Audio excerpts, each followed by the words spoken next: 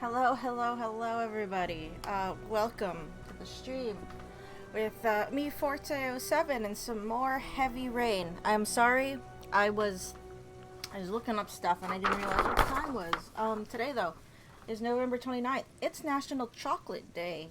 That's a pretty good day. I'm having a hot chocolate right now. I was having one after dinner, and then I was like, I'm gonna look up a trophy guide for what to do. Um, I found one. It is like a complete trophy roadmap, and we might have a problem. So, we can use chapter select for some things. Um,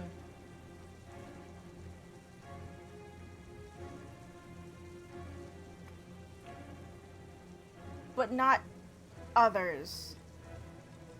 I don't know what happens if you do chapter select where it puts you for your save file, and that's the problem that I'm having. Because the chapter we have up next is the convenience store. For one chapter, we need to let the shop owner die. The other one,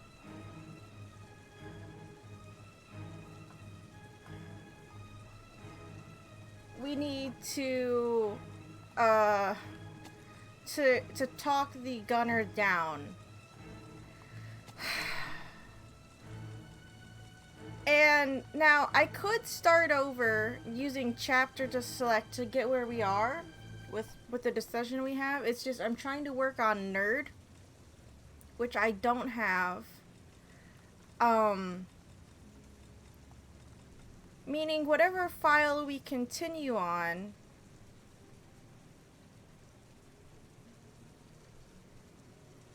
needs to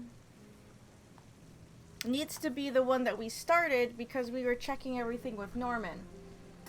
So I'm sitting here deciding what I want to do. Heavy rain. Where do chapter select playthroughs save? Now, if I did, we have one save file. I want to know where it saves things at.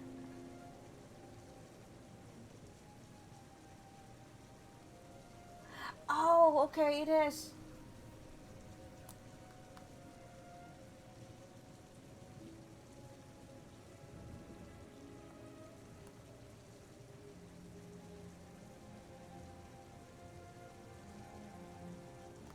Apparently, getting perfect crime is what we should have done the first time, according to this guide. So, I'm not going to touch the file that we saved, that we started last week, on save slot 2. Hopefully it keeps it there. I'm going to do chapter selects, and I'm going to start from here. And we're going to try and talk the robber down. Start story from this point. Please choose how you want to save. No save. Oh, I could not save it. I think the trophy... Okay.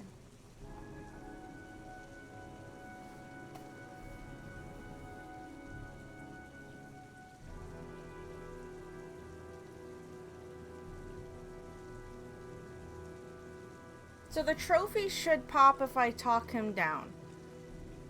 Let's do no save and see if I can get this one trophy. We're going to talk the robber down. So in our main playthrough, the shop owner unfortunately gets shot, is what we're going to try to do. I've been thinking about this a lot, and that's why I pulled up in all these guides, and I'm like, I need to figure out what the fuck I'm going to do, because I don't know. The guide that I have already has you playing through this game at least 3 times. At least 3, I think. Maybe. I didn't really look over it that well. It's probably more than that. And it's like, we're not doing that even with chapter select. Probably not. Like it's already a pretty draggy of a game because of its setup. Which is it? I mean, it's not a bad game. It's just you can't do anything new here. Oh crap! Hold on. I'm also going to turn down the difficulty setting so things are a bit easier. I might have to do that in the main games just to remind me. Because certain trophies will probably be easier for me to do if they're the QTEs aren't as stupid. My name's Scott Shelby. I'm a private detective. I'm investigating the case of the origami killer. I'd like to ask you a few questions. My son is dead, Mr. Shelby. Everything's still too shiny in this. I have nothing more to say. This room, and he needs more light up there. Sympathize. I also lost someone I loved. I know what you're feeling. Then you will understand that I do not wish to talk about it. You may know something that could help save other people's lives. I was unable to save the life of my own son. I do not see how I could save the lives of other people. I think we picked the same options I picked the first time. Oh, do you sell inhalers? I'm all out, and at least I won't go away completely empty-handed. In the back of the store, to the right. Thanks. Okay. So, yeah, because I messed up just sneaking up on the robber that first time we played, gonna make sure we don't do that this time. Oh, I need to pull up my guide on how to talk him down because I don't feel like Good guessing evening, today. Sir. Are you looking for something in particular? Give me what you got in the register. Don't fucking try anything. Open the register, you dumb fuck. Put the money on the counter. It seems like for a lot of the bronze trophies, I can get away with kind of save scumming, but the silver and gold ones are usually across multiple chapters and require multiple steps to be done, so those are the ones that you have to unfortunately play through all the way. You're out of your fucking mind, man. You So, don't get it, do you? I'm gonna put a fucking bullet right between your eyes if you don't do what I say. so that's now. annoying. Shall not be robbing my register, sir. That money is mine. I ask you now to leave before it is too late. Christ, goddamn idiot! Open the register. Don't make me fucking kill you. No, sir. Fuck! Oops, I didn't knock him out. That's okay, because we just need to talk him out of shooting Move. anybody. So we have to calm him down. Hands up! Put your fucking hands up or I'll shoot! Okay, calm down. Okay, calm. Don't panic. Let's just stay calm. Nobody here wants to hurt you. We're all just gonna be cool, and everything will be all right. Yeah. I'm cool, man. Everything's gonna be all fucking right. Name? My name's Scott. What about you? You got a reason with What's him? your name? Andrew. My name's Andrew. He's dumb that he doesn't seem to notice me stepping Look, forward. it's not worth it. Put the gun down and just walk away. You giving me advice? I'll give you some fucking advice. Do you have anyone you care for Hey in Brian, your life? how's it going? A girlfriend, maybe? A family? Yeah. A little girl. I got a little girl. Her name's Jessica. Okay, now we have to tell him to drop What the gun. would Jessica think if she saw you here? I feel like we got close to this when we What would played happen to this her the if things first go wrong? time. And then I didn't know what to do here. I think I said want help. you to put the gun back in your pocket and Okay, there's quietly no more walk out of the prompts store. because the My friend window and I will changed. forget Share the about what screen. just happened, and you'll have earned a second chance not to fuck up your life. What do you say?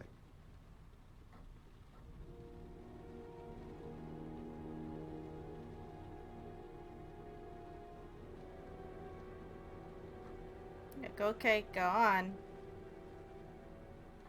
Is there any way to put like the safety or something back on a gun after you were ready to shoot somebody with it? I feel like having it just in your pocket. Oh, he's probably gonna keep his hand on it. That still doesn't feel safe. At least get your hand off the. It wasn't on the trigger, was it? Okay. Thousand thank you, sir. Yeah. I don't know what would have happened if you had not been here. Well, at least I didn't come by for nothing. Have a nice day. Okay.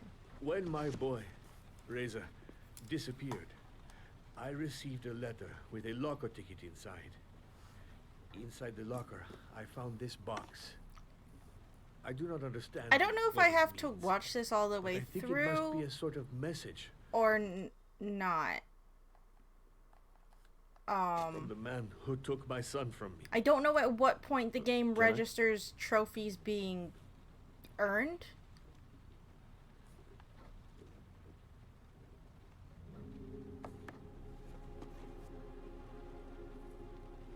Please, take the box if it can be of any use to you at all. It did not help me to save Reza, but maybe it will help you find the other little boy.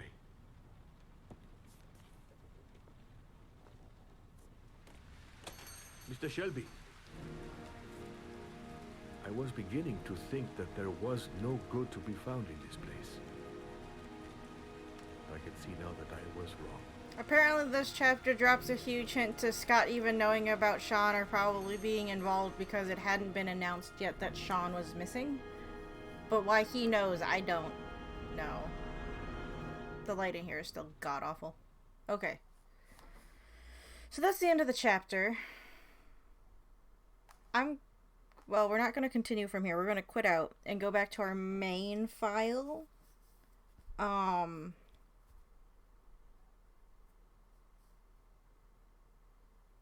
Yeah. Okay, so there is that actually just popped. We're gonna quit. Now, the only one I'm worried about is getting so close. I don't think we can get so close with the track we're on. Which bums me out because I really wanted to get it. Because it was funny or something.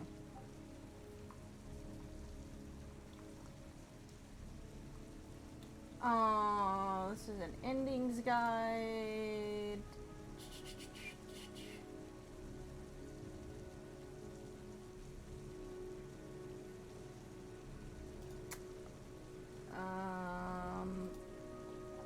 Okay.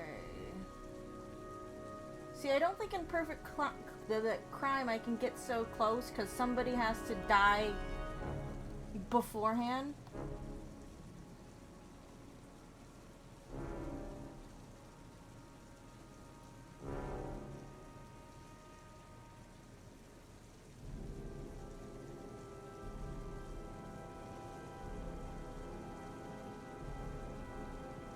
Yeah, I can't actually get them all the way to the end for Perfect Crime and get so close. Which hurts me in a way, because that means we have to replay it at least a third time. If we're not getting endings. Anyway. So what we're going to do is we're going to play through, and unfortunately they won't let me, it doesn't seem like I can copy over saves, which is annoying. But we're going to continue with this. We're going to continue with this one. Oh, okay. It's not unloaded. We're going to continue with that one and go through and just get Perfect Crime. I need to probably figure out which endings I've seen. Again, for me, I didn't write those down yet. So if I want to go get all onions, all endings, I can. Okay, so we gotta do this again. Except we're gonna be terrible and not help Hassan. When the robber comes in, we're just gonna wait in the back of the store. Because we're Good evening to you, terrible. So I'm gonna follow this this guide for Perfect Crime. Make sure we get everything help we you, can sir? along the way. Well, I hope so. We're not really going for My name's endings Scott Shelby. anyway. I'm a We're private technically detective. going for trophies, Well, but I'm all investigating endings the is case part of of a the Oregon trophy, killer. so that doesn't help me. I'd like to ask you a few questions. My son is dead, Mr. Shelby. I have nothing more to say. So like if I say The Sean killer here, has kidnapped another victim, apparently this hasn't been announced a yet. 10-year-old boy. Like your son, Or if Reese, they did, they didn't I release have 4 details. days before we find his body on a deserted stretch of wasteland. No one did anything to save my son. Now, you would please to move along, sir. See, if you have all the previous trophies, you can start your playthrough here. I'll leave my card in case you change your mind. Don't bother, Mr. Shelby. There really is no point. Okay, so he's still gonna ask for inhalers. Oh, do you sell inhalers? I'm all out, and at least I won't go away completely empty-handed. Wow, the sound mixing The on back that of the line store, compared to to the the right. previous one seems Thanks. very off. I like how he would probably see aisle 2 here being a complete mess and he hasn't gone to fucking fix it yet. Come on, Hassan.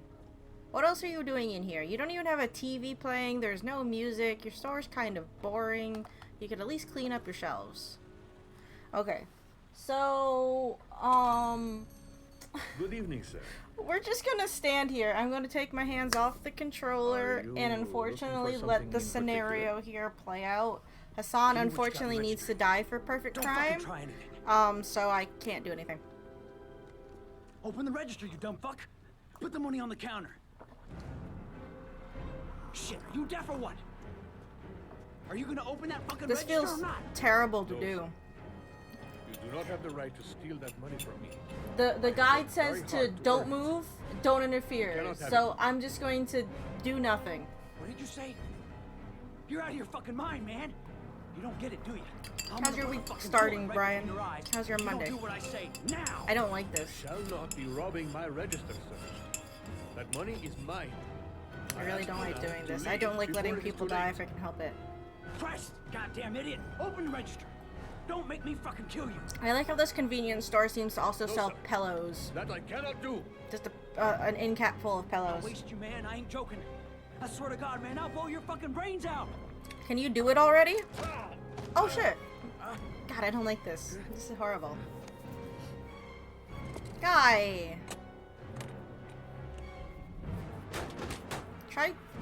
Can't you read the thing?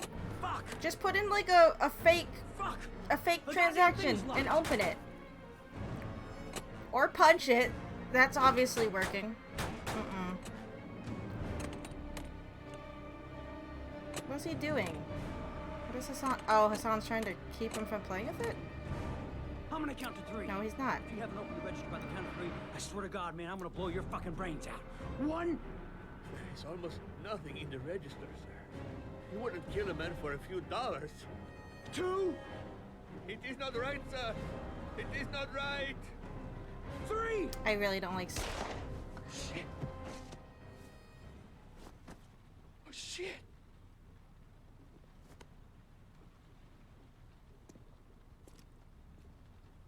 What did you think would happen?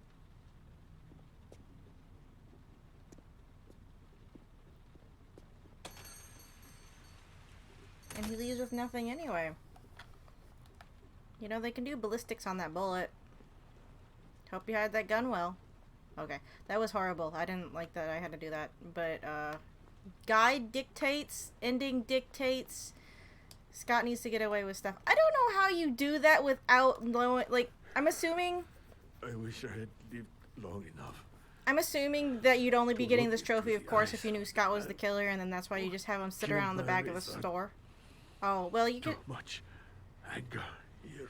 you at least get your wish to look in the eyes of the man who killed your son. Just look at Scott. Turn your head.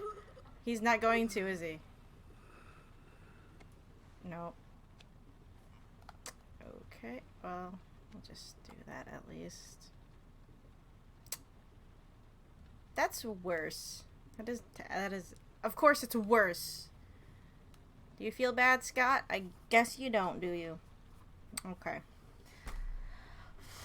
Alright, I don't feel good about that at all, but whatever. Okay. Next one we have to do isn't until the Nathaniel chapter. Unfortunately, we have to we have to do all the bad things this playthrough. We have to shoot Nathaniel, the crazy cross guy, before we talked him out of it. This time we have to shoot him. Unfortunately, we do have to play through every other chapter on the way there, but you know.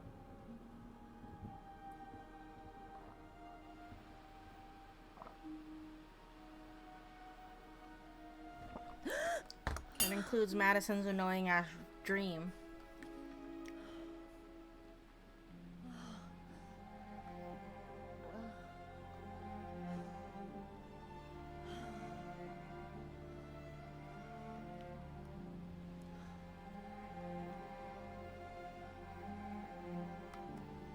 Let's watch TV. Or is she gonna turn it off? Oh, she turned it off.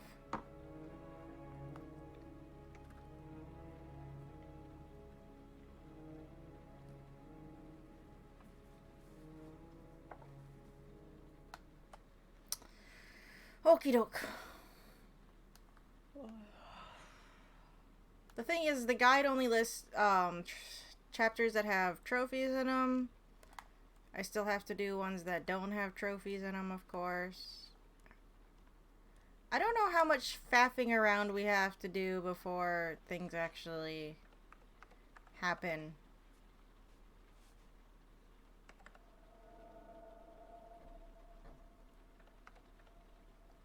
Because I'm gonna, like, I want to expedite things, but certain things seem to be dependent on how many actions you do.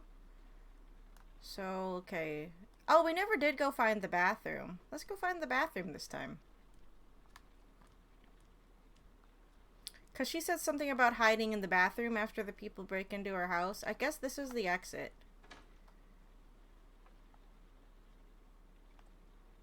She decides not to go out because she's in her underwear. Where the fuck is the bathroom in your house? Is it this door over here? Oh yeah, because there's supposed to be like a shower scene with Madison too. Okay, I found the bathroom. A hot shower. That'll create the magic of sleep. What kind of...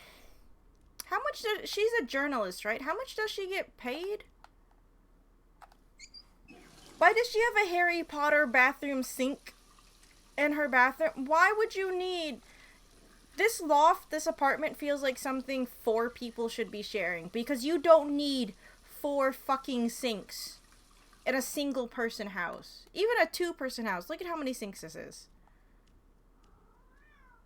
Right, kitty? Exactly.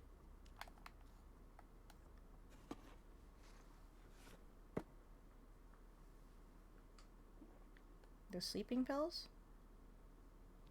We do go to the doctor looking for them, but I didn't know she was lying about taking them or if she actually takes them.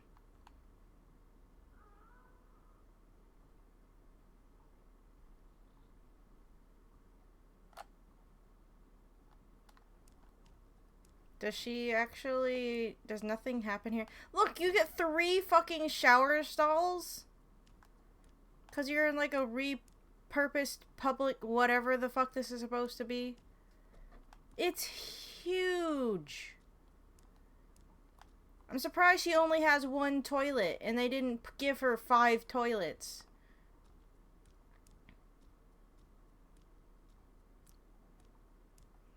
I guess we'll do dumb Madison shower scene. What? Oh.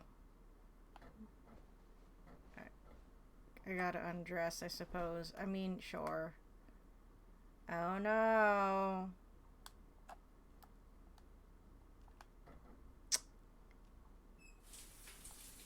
I knew these were here. I don't know why I did this. This is still a terrible apartment.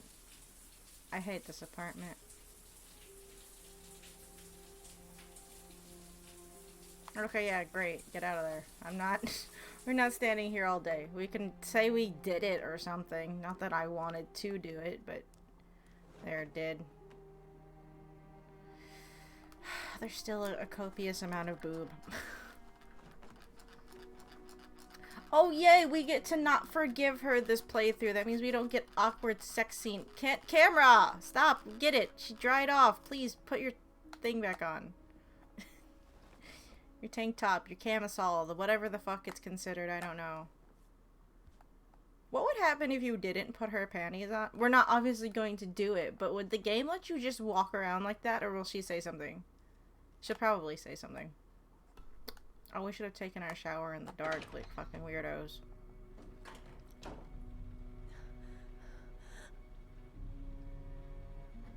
What? Can we get attacked now? Let's try going to bed. In her weird ass bedroom that I hate. Okay, bedtime.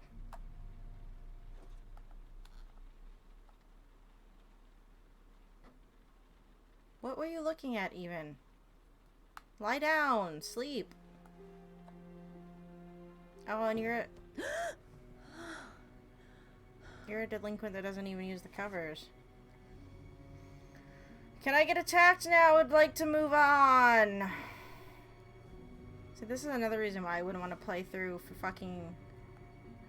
No, go back to bed. Can't sleep. Noise. This is another reason why I wouldn't want to play over through ending. Because even if I started at Hassan's shop, I would have to go through this every single time. Madison fucking around. Do I just have to get, like, jump scared a few different times? I swear that shadow just moved. It's freaking me out. Have a drink or something. I don't Go fucking get a know. grip. The door's locked tight, and you're home alone.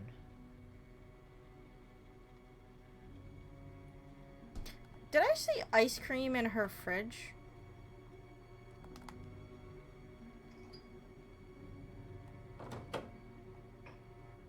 You didn't even put any water in that cup. What are you doing to that poor cup? I'm honestly not sure what I'm supposed to do to make her go to bed. Or get attacked, that is. Drink your weird warm cup of air. You didn't put anything in that cup. Shut up, game. She didn't. She had a tea bag sitting in it. She didn't put water in it. If you had a tea bag just sitting in room temperature water all day, it would be fucking gross. And if you drink that, I'm sorry, I don't think I want to talk to you. I'm just gonna drink all of the shit. I'm sure whatever we had in our cup is wonderful when chased down with, what is this, sparkling water? It's not alcohol, is it? I can't tell what's on the bottle. Can you please get attacked?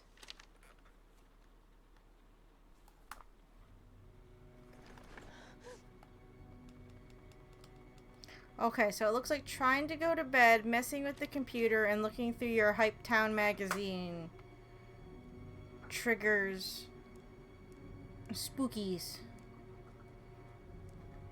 Guy didn't say anything about how to get through this any faster. Oh no, the fridge opened.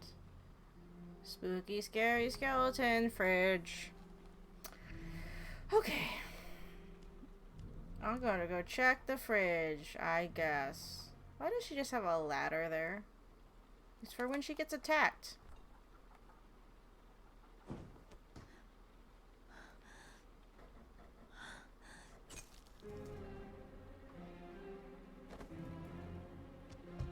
There's someone here. There's someone in the apartment. The phone on the desk. I could call for help. The front door. It's the only way out. Okay. If I can reach it, I still have a chance. Well, then we're not gonna go get your phone. Fuck that. Oh, come on. Do you not know how to open the door? It's a lock! You're inside! This is stupid. Oh, I have less prompts here. We have it on easy mode.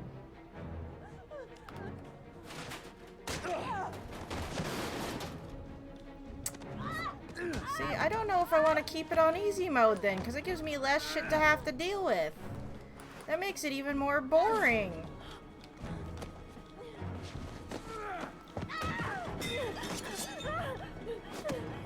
Easy mode in these games is like just go and watch a movie.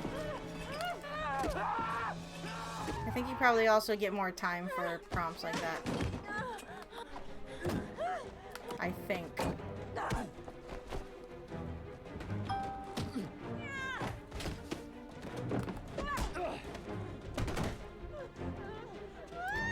I still don't know why you would run into this, you know, direction that goes in a circle.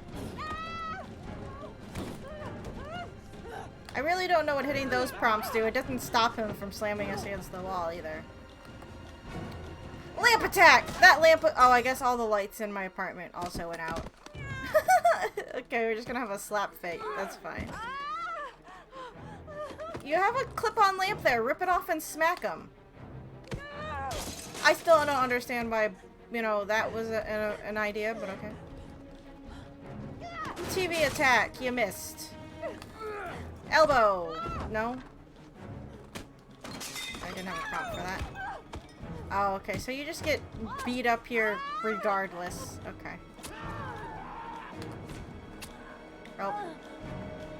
Well, good thing this is a dream, because we died. I hate that the whole thing is a dream, and it takes fucking forever to get through it. I really fucking hate it.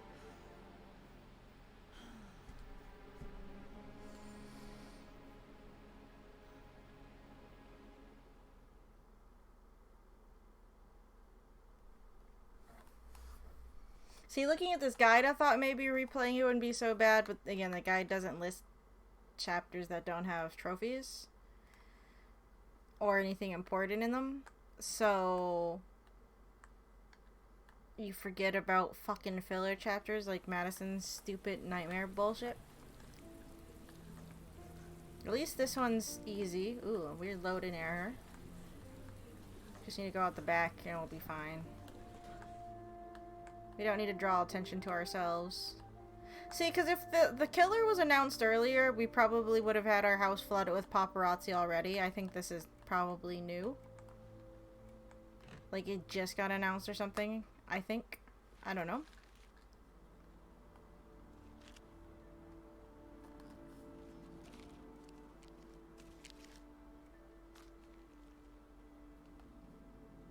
When the parents came home from church, all their children were gone.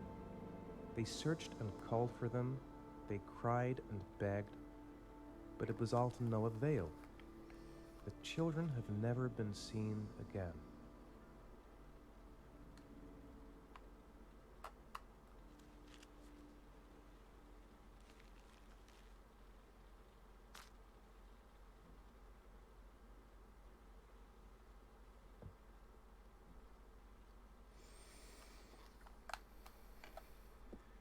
Okay, well, we're gonna leave. I have to get out of here and find out what this ticket is about. Okay. When did he get that letter? Like, did he just get that? Yeah, I know, game. Stop it. We don't have to get this trophy, of course. We already got it, but we're already here, so I don't see why you wouldn't go out this way anyway. I don't know what happens if you go through with... I mean, I guess we could have seen what happens if I just wander out the front door. But really, I feel like anybody that doesn't... Most people don't want to deal with paparazzi. And if you have that big of a crowd outside your house like this, you'd probably find a different way to go. Oh, right. I have to go to my car. Because, again, they're not... Game. Because, again, for some reason, they're not blocking my car. And they don't fucking notice me over here. I'm pretty sure, again, if anybody saw someone come out of an alleyway like that, you would look over and be like, oh, that's the fucking guy we're looking for. Or they'd at least ask. Like, they don't even react to the car leaving. And you think they would.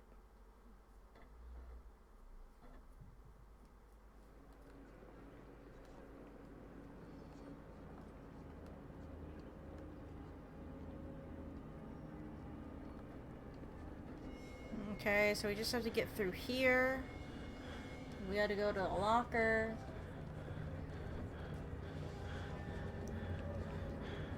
And then we'll be at a trophy we haven't done yet.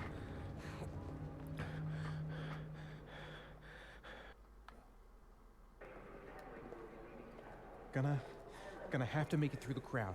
I can't take crowds. Just can't handle it. I wouldn't be able to handle these crowds either when I see that like 5 different women have the same jacket and there's a few twins in the crowd. I can't make it. Too many people. Too many people. I get it, crowds are hard to make, but come on. This is the amount of twins I'm seeing in this city are ridiculous.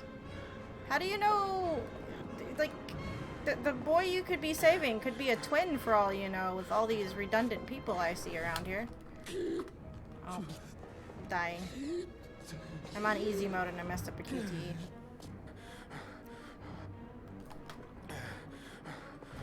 Again, at least one person in a crowd like this would probably notice this guy having like an anxiety attack and ask him if he's okay. Ouch.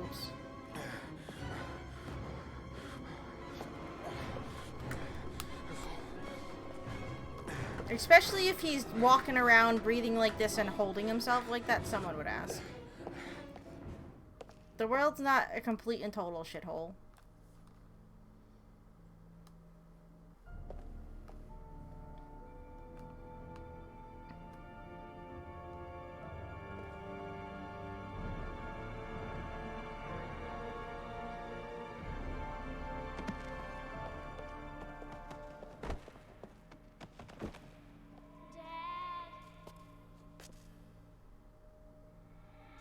Because I'm assuming this whole episode is in his head, so he's just doing something strange in public anyway, and no one's asking him if he's okay. That's weird. Jason! We don't have to worry too much about knocking people down. We already got that. We just have to kind of go. He's right there. Jason! Oh, okay. He just disappears, because of course he does. I don't know if this is a time thing or what. Hold on. No, the sequence ends on its own. Because we were standing in one spot more or less dicking around that one time. I think we just have to run around. I don't even see the balloon, so I don't know where the fuck he went to. Oh, there he is. Because this is going back the way we came. Dad! Hey, dumbass! I'm behind you. Jason! He's still over there. I'm actually trying not to hit people because there's... Hi. God damn it, kid. Because it, you know, it slows us down from not even being able to catch our son. That's the whole point.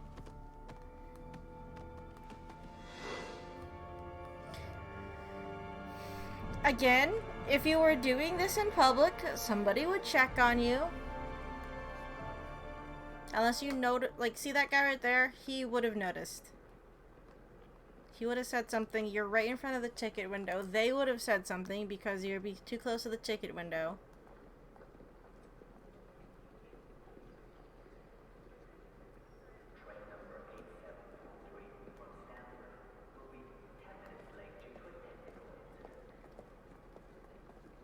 Some train's gonna be late because of an incident.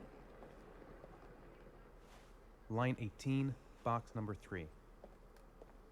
Again, we don't have to worry about getting the trophy here. We got this one. To be honest, I don't understand how you can't not get this trophy unless you can't read the ticket.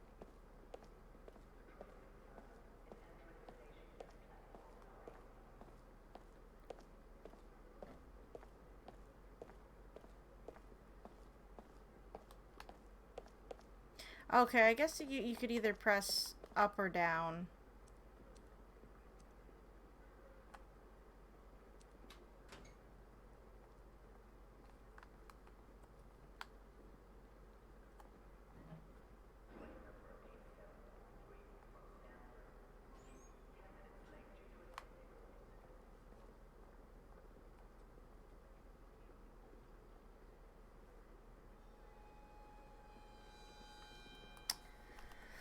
Okay, I got a shoebox.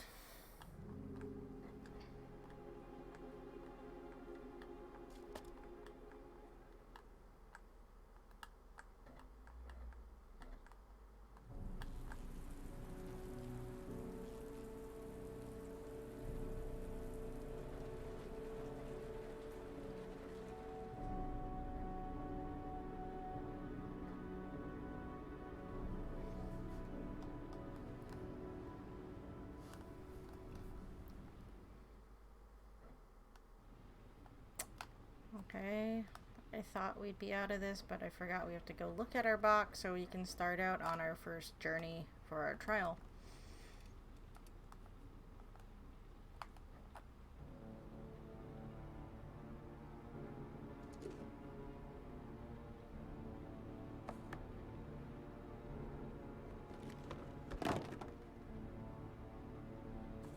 It's a bear.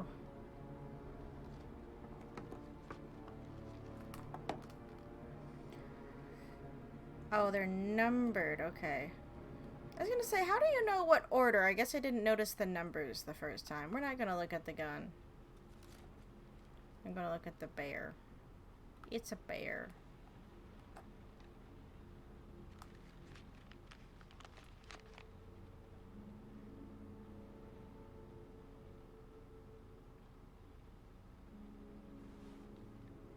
Roosevelt Avenue, Lexington. Just seems like a jumble of words.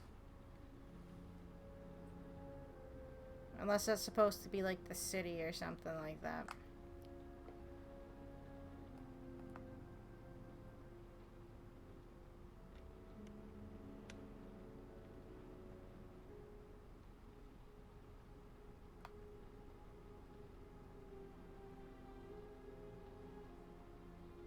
Help! Dad! Sean. Where are you? I'm so cold. Dad! Dad! This is terrible and all, but it really starts to lose its appeal after a while. How far are you prepared to go? Pretty far.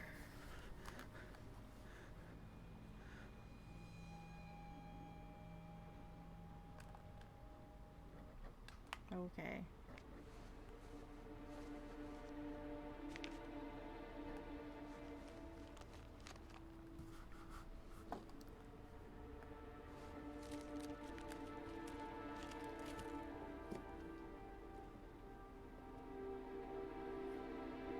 Under the bed. Do hotel beds generally have an underneath them? Most of the hotels I've stayed in, at least in the States, have like those like boxes underneath. You can't really get under them. Now in the UK, they have like a giant gap under them. Don't ask how I know that.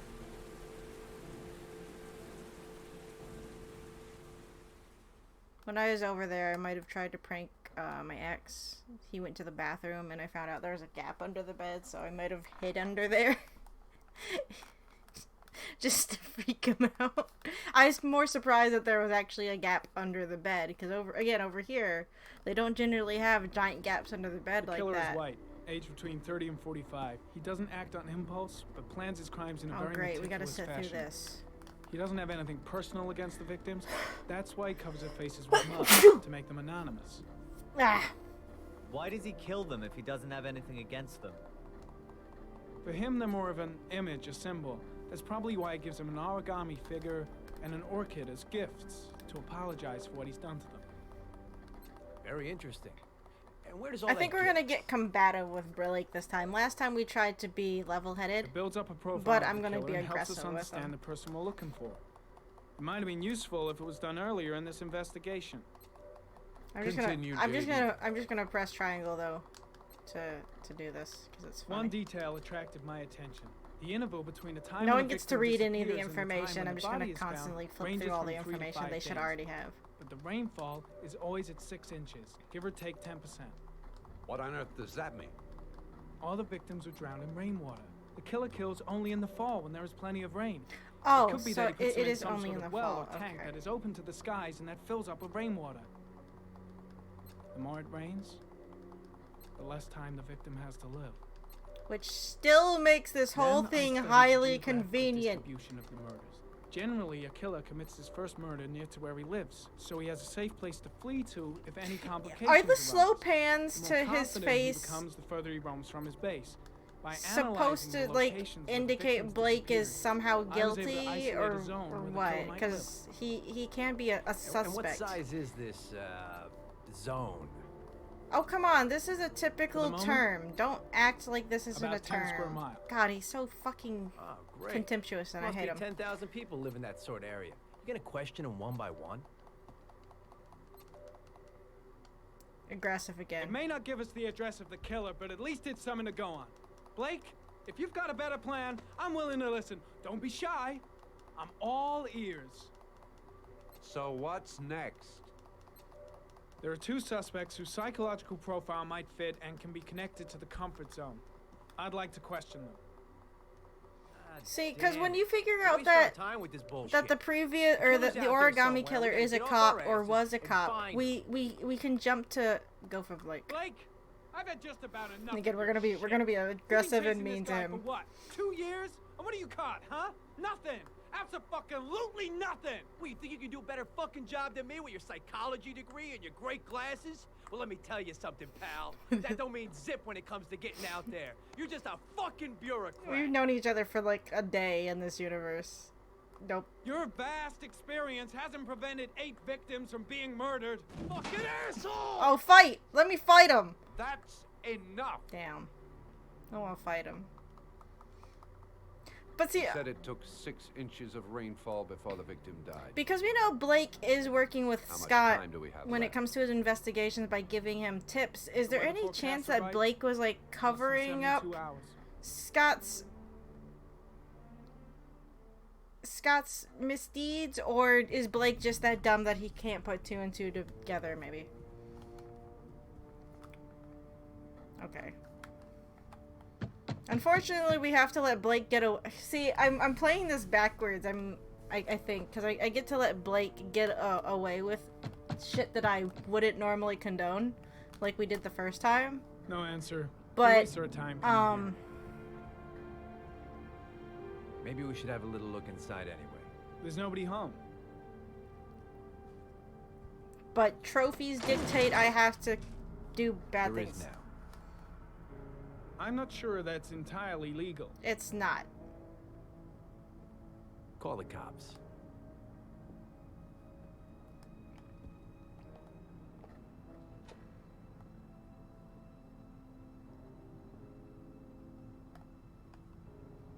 Again, I don't know how many actions we have to do until Looks like Nathaniel Nathaniel Williams is a pops pretty religious home. guy. He's a God-fearing idiot, waiting for the end of the world. We questioned him a few months back because he was causing a disturbance in the park. He was ranting and raving. Said he heard voices. Is that milk? Had this idea in his sick little head that I was the Antichrist. I'd come to Earth to persecute him. I would be inclined to believe him because you're kind of an awful person. You're a corrupt cop and you suck, and there's still way too many candles in this bloody house.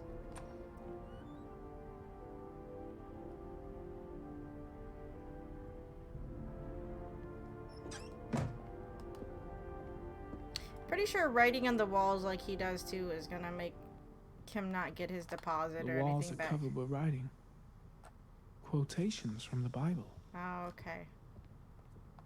All the signs of a mystical obsessive neurosis compounded by a persecution complex.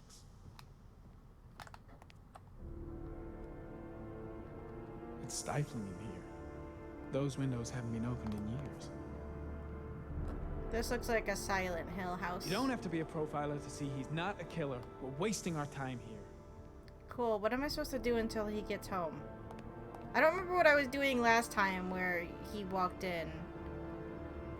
The guy's taking a break from reality, holed up here in this crazy apartment. Candles are still lit. He should be back soon. Please say it's when you stand up because I don't want to be here any longer. It's not. Cool. What happens if I try to leave? Bye, Blake. Oh, oops. I didn't mean to come in here. Help. Fucking... No! Norman! Norman, honey, please stop. Norman! Help! What the fuck are you doing? Was it locked? What's even in there? The bathroom. Congratulations, my guy. I want to be in the bathroom and I hear Blake say, "Hey, Norman, we have a problem," because he's being held at gunpoint. Like, I can only dream. Couldn't you at least do your dishes if you're gonna be, like, a weird recluse at home? Of course, I sometimes let my dishes pile up. It's a depression thing, I suppose. So, can I just not leave? They don't even give me the option.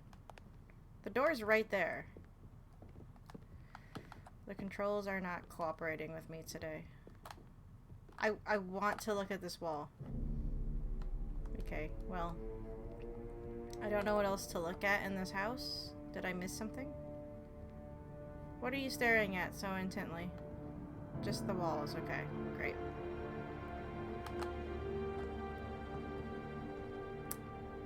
That's the bathroom. What am I missing to trigger him coming home?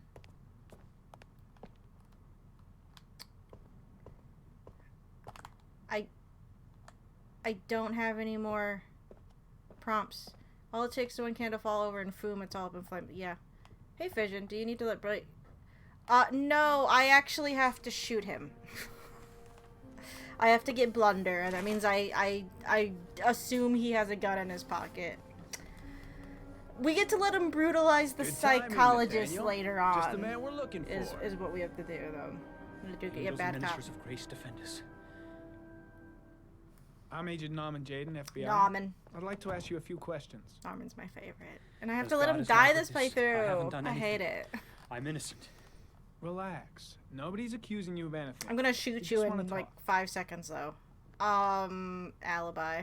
Nathaniel, do you remember where you were last Tuesday at 4:30 p.m.? Here. I was here. I was praying. All day. Okay.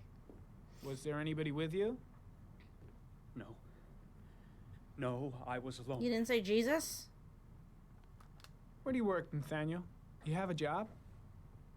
My sole occupation is praying to the all-merciful Lord for the salvation of humanity. Why all the crucifixes? You afraid of something? Got the man behind him. The hour is nigh, and the wrath of God shall strike men down. I'm preparing for the end of the world. What about the voices, Nathaniel? God damn it, Do Blake. you still hear the voices? I have to save your ass from getting shot. We know who talks to you, Shot. don't we, Nathaniel? Or we both know who talks to you. Yeah, God. He has... Don't speak that name. What does he say to you, Blake, Nathaniel? what are you doing? I can't talk about it. You mustn't talk about I'm it. gonna stand in between you again. He orders That's you to enough. go and find Leave new him prey, doesn't alone. he? He needs more and more. I like trying to get in between them. It just doesn't work. Look, he looks straight through must Norman mention like he doesn't you'll bring him exist. here. I don't exist to him.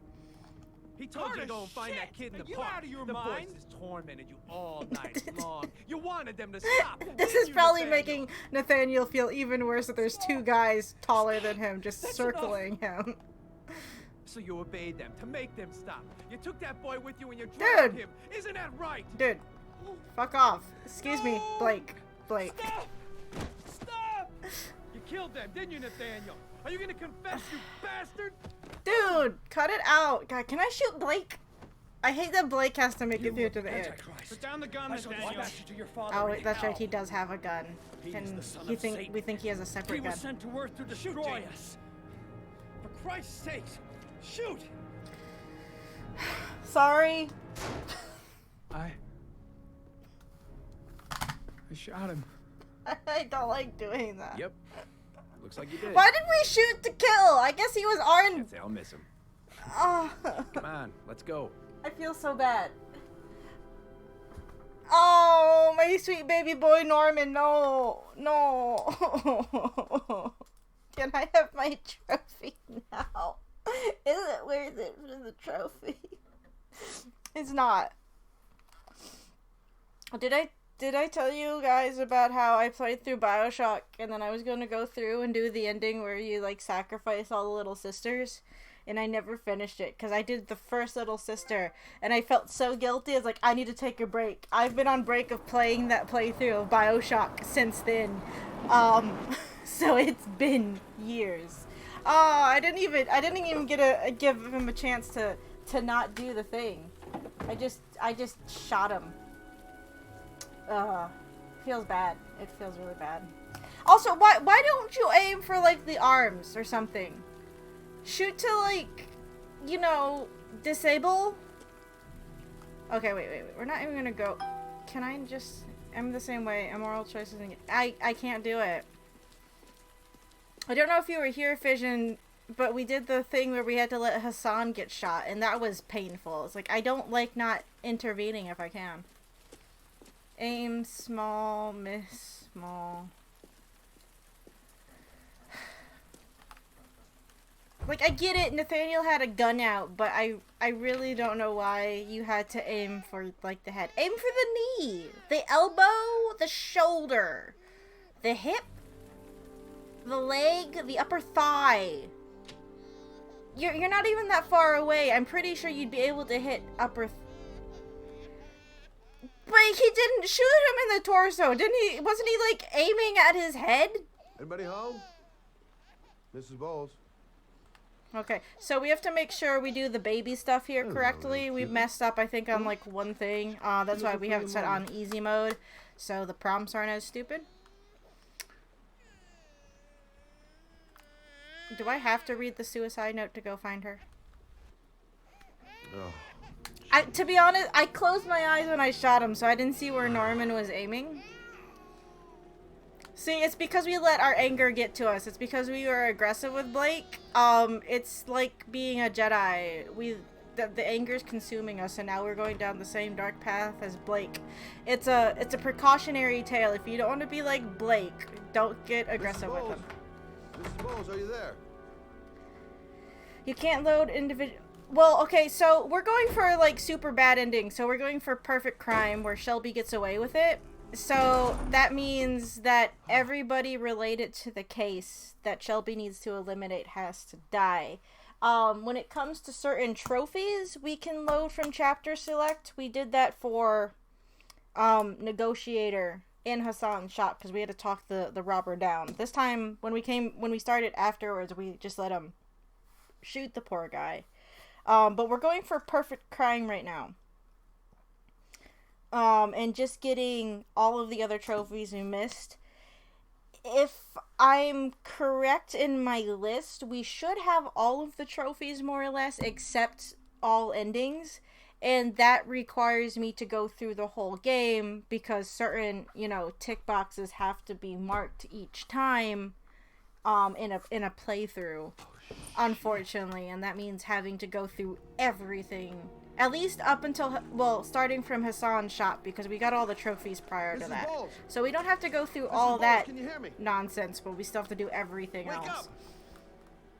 Wake up! Again, I get why that's the case, but at the same time, it's really fucking annoying. Are there deaths that don't affect the story? So that doesn't mean that everyone who can die dies? Okay, so here's the definition for perfect crime. Perfect crime requires you to have... Let me go pull it up. It requires you to have let Hassan die. Lauren has to die. Kramer has to die. Manfred's shop has to be cleared of evidence. You have to kill both Madison and Jaden, or at least have them die at some point. And he has to go free. Scott has to go free. So, if Ethan gets stuck in prison, that's fine, because he's going to be the one to take the fall. Basically, Scott just has to get away with everything. I have a guide up that walks you through perfect crime, because, like, go through perfect crime, then it'll be easier when you go through for all endings later. But we didn't do that, of course. We went for good ending first time around, but now we get to be awful. We don't get to let this lady die. She's fine. But Hassan and... I think it's because this lady is already kind of a risk. So maybe Scott in his head is thinking, oh, she's going to do something drastic eventually without my interference anyway. So Scott even needing to go into prison for 10 minutes breaks it. Yeah, so we have to make sure, and we messed up in Manfred's the first time. I thought I got everything, but obviously we didn't. So I'm going to have to make sure we have everything.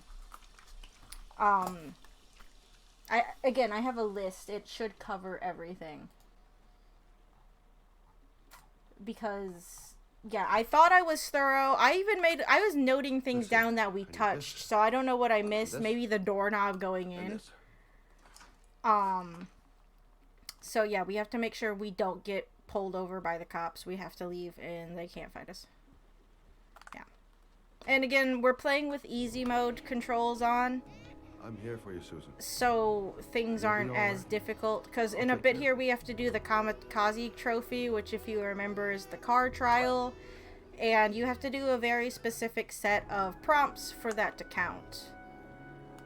So... we've lowered the difficulty because like I already have to do more in this game than I feel like I should sometimes. I get it, that's the point of these games, but I get wanting people to replay your game, but you know, there's only so much stuff that changes each playthrough. How are you feeling? This makes me think of like, so I haven't finished it. I've been trying to go back through Final Fantasy VII Remake to get all the dresses and to get all the dating scenes and all that fun stuff. And that's a really tall order, actually, because I haven't even touched hard mode. Well, okay, I've done chapter 1 in hard mode. I haven't touched the rest of the game in hard mode yet for Final Fantasy VII. Because I just want to get the fucking dresses. But the dresses are tied to how many side quests you do for either Tifa or Aerith. So you have to start over from like chapter 3 and play up until the Don Corneo scene to see which dress you get. And that means going through every other little minute thing in that game up until that point. Now, major cutscenes you can skip in Final Fantasy VII. That's not a problem. It's all the little small in-between dialogues you have to sit through that you can't skip that really make it a long slog just to get a different fucking dress for Cloud. And of course, I think I fucked it up, so I have to do it like 3 or 4 times because I messed up at one point. Not to mention the dating thing. And the dating thing is related to how close you are with one girl or the other. I think also based off side quests from their respective chapters, if I remember correctly. And I think it's like from chapter 3 to chapter 8. I want to say chapter 8. See, I haven't touched it in a while because it just it takes a bit. It's like even with like new game plus settings or having like items, I think you still keep those. It's the fighting isn't the problem. It's just all the small little interactions, and like sure, it really peppers the world with more character building. But boy, for trophy and just like completion hunting, whatever, in that game, it takes forever. And I get it. They put in a lot of content in there because it's only a portion of the game until they get out the next part, not including the version that they just released for the PS5, which I'm mad I don't have a PS5 for still because they don't exist. Sorry, until I have one, it doesn't exist. Because it's like, oh great, now I'm missing out on what Yuffie shit. I'm like, awesome. Yeah, if there's one thing you can say about modern Final Fantasy games is that they belong. I know I can't catch up because the new expansion for Final Fantasy 14 drops in a couple days. It was supposed to drop the other day. I'm nowhere near close to finishing the story. If I wasn't trying to get like another project done, I was going to like put in a decent session to get through the story mode the other night, and it just didn't work. My baby. But whatever. Okay, so we gotta go take care of baby now. Right. You stay there. I'll take care of the baby.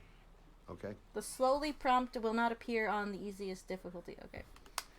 Do you know what to do? I think it was with the slowly prompt that we baby, had I mean. problems. I'm a private eye. There's nothing I can't do. That doesn't answer the question, but okay. Her name is Emily. Gotcha. Of course, if I keep running into walls, you might have problems trying to take care of this kid. Can I? No. Baby. Oh. Okay, God, do we need like 3 different scenes of your hands being bloody? I get it.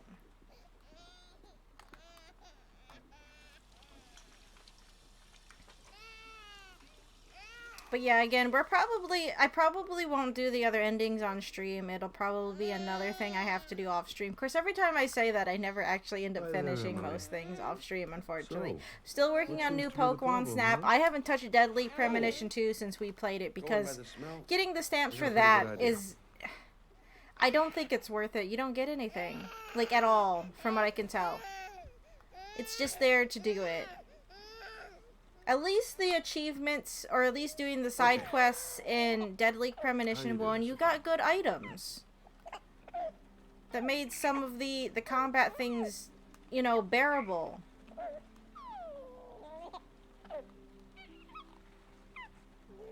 Okay, I guess I have to pay attention so I don't mess up baby taking care of being... I can birds. What are you talking about? There you go, fresh new baby. That should feel better.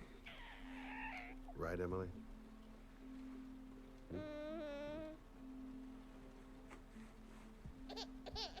Hey, what's the matter? I thought we solved the problem. It is kind of sad that we have... that Scott... I find him like one of the more, like... Not saying the other characters aren't relatable, but it's like, I don't know. He's like one of the more personable... I guess I better warm this thing up. Personable characters. And he's kind of crap. If you think about it at the end of the day.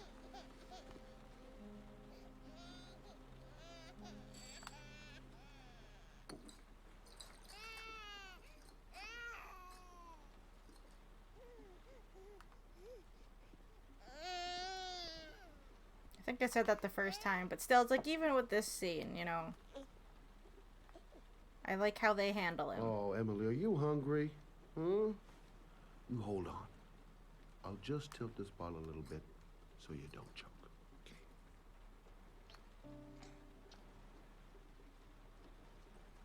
Don't fuck it up.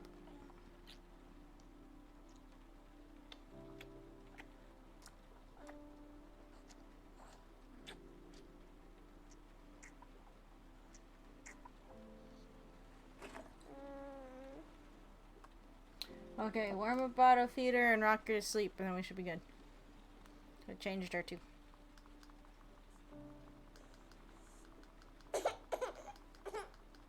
All down the back of your jacket. Oh, good job, Emily. Hmm? You're feeling good now, right? Now, I'm gonna rock you very gently so you can have a nice little snooze. Okay. I don't handle babies when they're at that age and they can spit up on you. I don't tolerate it.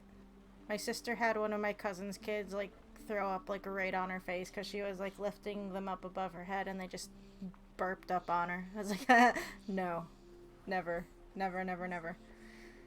One of my other cousin's kids sneezed on her ice cream one time too and she couldn't eat her ice cream. Okay. So that should count towards our trophy, but we have to finish the chapter up. You okay? Your baby's fine. God damn these controls! Thanks for looking after my baby. I didn't want to leave her. I just couldn't cope anymore. Just not having Jeremy around. I'm just gonna stand here awkwardly. He was such a good boy. Can't understand why anyone would want to hurt him. Do you take care of this baby on your own? Doesn't Jeremy's father live with you anymore? He disappeared. The day after Jeremy. Died in the glass tunnel. I don't know what Or in a happened to car him. accident.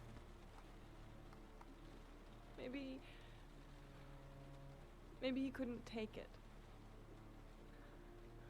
Ever since I've had to look after Emily all on my own and I couldn't do it anymore. Do you think Ethan's car chase gets on the news or something? Like any kind Did of your husband report, say some anything crazy before guy he drove disappeared? down the wrong side of the highway. Did That he has leave to a get on the news, right? Note or something? No. He left the house without a word and there was just the cell phone. Was there A cell phone? instructions telling him not to tell his Yeah, wife what I he was found his cell doing? phone in his dresser. Because if your son I'm sure disappeared it wasn't his. I'd never seen it before. and then your husband left, like I tried to your turn it husband off, gets but like it a didn't work. cryptic letter in the mail, wouldn't you tell still your have it? wife? Yeah, it's in a drawer in the living room. You can have it if you'd like. I'm sure it's of more use to you than to me. I mean, Do you have obviously. any family or anybody to help you? Obviously, Scott has something against his mother a little bit because she wasn't around as much to protect him and his brother from their alcoholic father. But obviously, he doesn't have anything necessarily against the mothers in these families that he targets, because he does nothing with. Well, look after yourself. Grace. And Emma. Is that Ethan's wife's name? I will. But like, is there anything that tells them it's like, oh, don't tell your wife or I'll kill your kid or something, which I really doubt Scott would do. But it's like, I get it. He's kind of picking them from homes where they're like in a struggle. But is there really no dad that would turn to his wife, even if you like Ethan's case is a bit different. That they're estranged because he let their first kid die, which I still think is like a really overblown thing. Your 10-year-old should know better than to fucking wander off. But like, none of these wives knew. Good luck, Emily. You take care of your mama. Like with Hassan though, I want to know. It's like, okay, his family doesn't get mentioned. Was he a single father? He didn't do the lizard trial. Did he do any of the other ones? Because I'm assuming they all got like similar, if not the same boxes. Did he just decide not to do the trial? Like any of the trials? Like, I know, no, it's overthinking it. But it's like also assuming that all of them did something or none of them did anything. And you would think that it would be newsworthy that there's a particular highway where there have been multiple highways. yeah, exactly. Because if they're all getting the same GPS directions, go on this highway and drive. Like, you think there'd be more vigilant cops to that particular road. Like, man, there's just some crazy people in this area. They just want to drive down this stretch of road. Again, meticulous planning for serial killers or not. See, we should have looked at, like, those alcohol bottles, because he seems conflicted here. Because, again, you don't have to kill her. She's one of the few parents of victims you meet that you don't kill. So I'm just assuming that Scott thinks she's going to end up attempting to kill herself again. So even him trying to save her doesn't mean anything. Plus, any of them that fail would be identified as fathers. Yeah, because they would pull the body out of the car, be like, hey, isn't this the dad of the little boy that went missing a day and a half ago? It doesn't make a lot of sense. There are just things in this... Okay, there's Baby Master. There are just things in this game that don't make a lot of sense. It's just highly convenient. No one looks into it more. Because if there are multiple dads of victims doing stupid things on the freeway, the rest of them seem to not have... Maybe the days that they went driving, the roads just weren't that busy and it was really easy. Maybe there was a parade in town and nobody was on the freeway for whatever reason in modern day America, which doesn't make a goddamn lick of sense.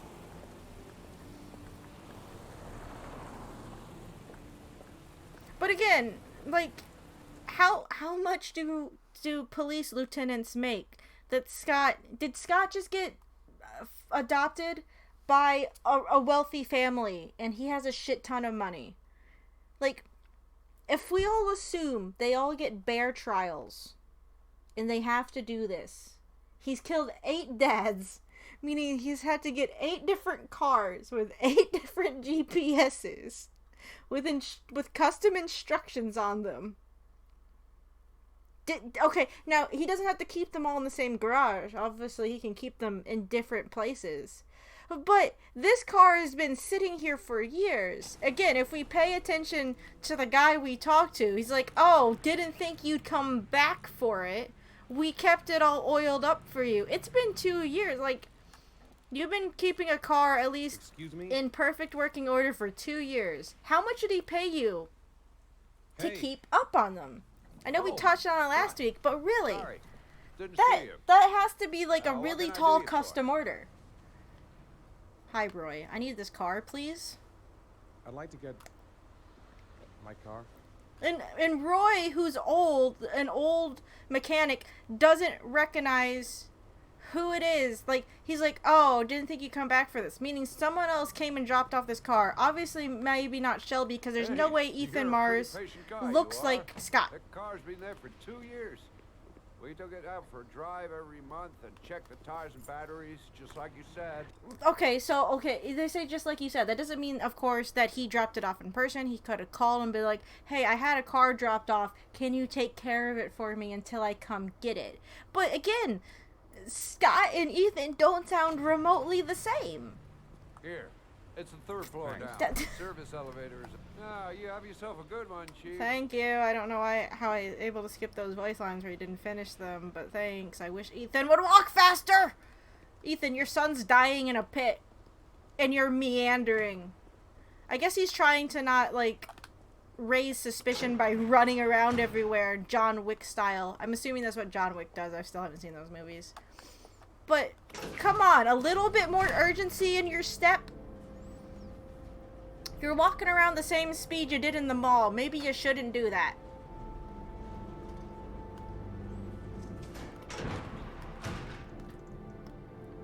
Oh, piss. Come on.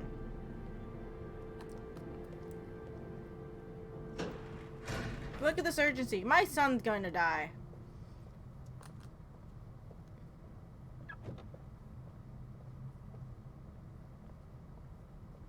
My son's drowning in a pit. I'm just gonna meander over to this car. Like, no one's watching you down here. I guess they could have security cameras, but you could jog? Briskly walk. Power walk. Anything. Ethan. Also, who has a car shop with this much garage space in the middle of a city? I'm guessing we went down into the basement, but that's still a pretty big area.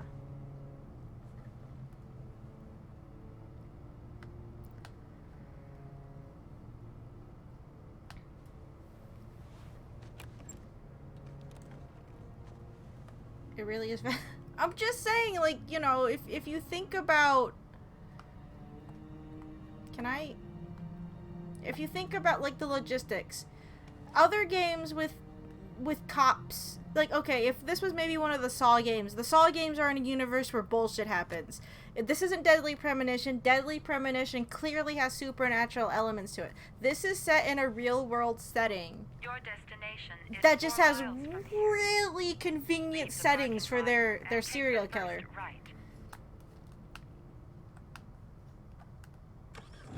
So it's like, unfortunate. I think it's just. I mean, sure, I was picking things apart when we played through it because this game's old and you hear all the memes about it. But really, the more you think about it, the more you're like, what? No, that's not how this works. Okay. So I have a guide. We're gonna be pausing every couple of actions to make sure we have it. Now, the guide I have technically is for... I'm gonna see if I can find one for easy mode. Because technically the one I have is for the hardest difficulty, but it says it should more or less be the same except for button prompts. But just to make sure, I'm going to go see if I can get... Note the directions shown only apply to the easy difficulty setting of the game. It is recommended to play this chapter on this difficulty. Okay. So I have a list of things to follow. This is for the best route, because even when you have choices, not all the options are the best one. Keep to the right and take the first exit. So we're gonna follow this list. We have 27 prompts to not fuck things up with.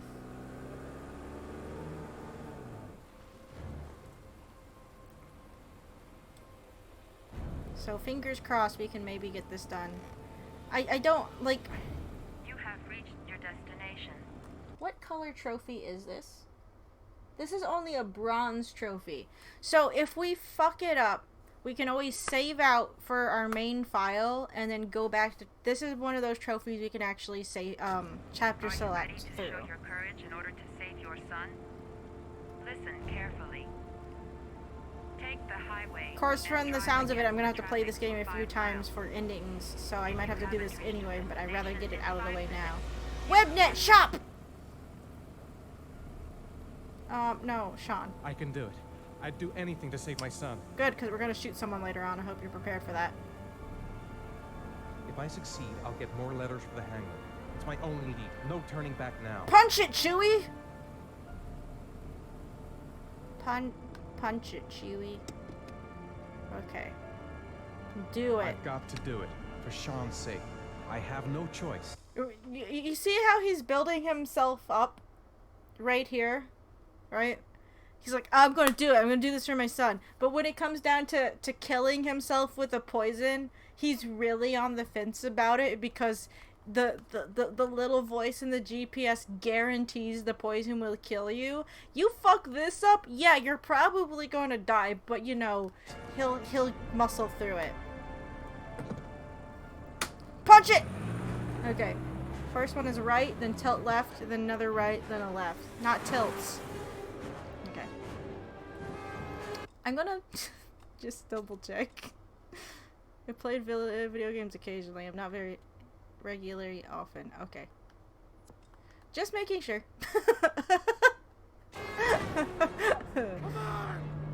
Right. Tilt left. Right, left. Right. I can do this. Come on. Left. Tilt left, tilt right. Constant tilt left and right. Collar is okay. Left then right. Right.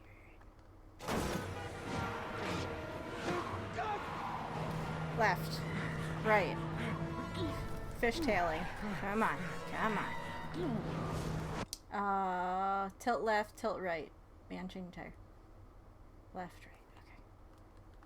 right. Okay. You still have 4 miles to go Left. before you reach your destination.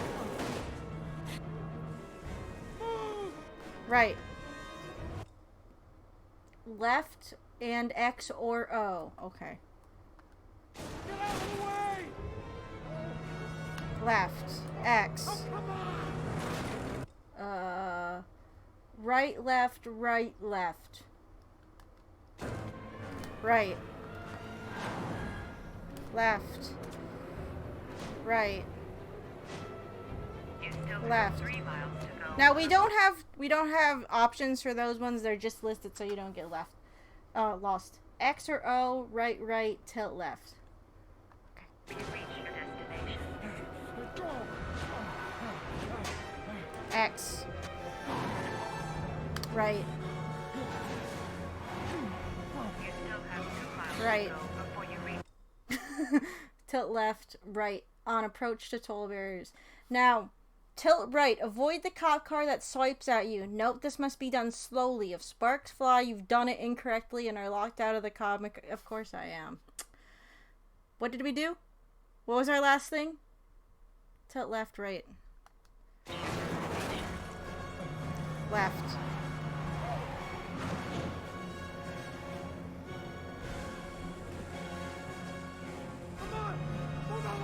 Right. Wait. Yes. Okay. Now tilt right slowly. Okay. O or X after this. You still have 1 mile to go before If sparks fly, if it flies, then we're gonna have to reset.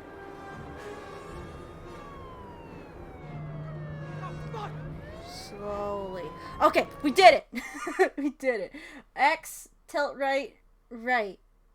X or O. Okay, we'll just do X.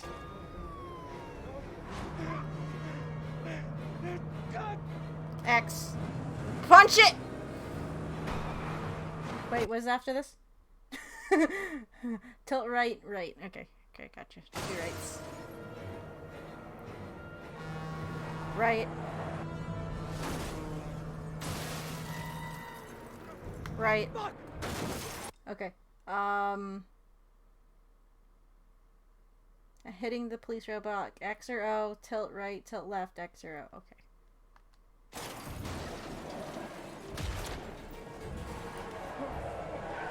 Oh, it's one or the other. Okay, I see now. Alright. So we should be good. We should be good. Getting out of the car doesn't matter. Well, it does, but... Destination reached. Please press the screen. Okay, so we just have to get out of here. Hopefully it pops. If not, I'm gonna be sad. Destination reached. Please press the screen. L1. Oh, right. They have to Please press the screen. do this upside down. Your reward is in the glove compartment. The key is inside the GPS. Destroy it! In the glove compartment. Smash it! The key is inside the GPS. Break it! Come on! The glove compartment. Oh, and he has to buy a bazillion GPSs because the dads have to destroy them. I don't know how the screen is working on that still, but okay.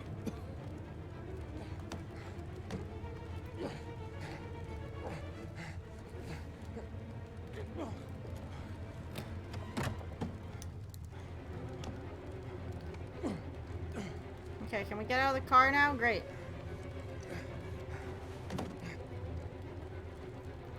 Ethan! We're going to die! I don't know if you can die here with him or not. Not that I want to chance it, mind you.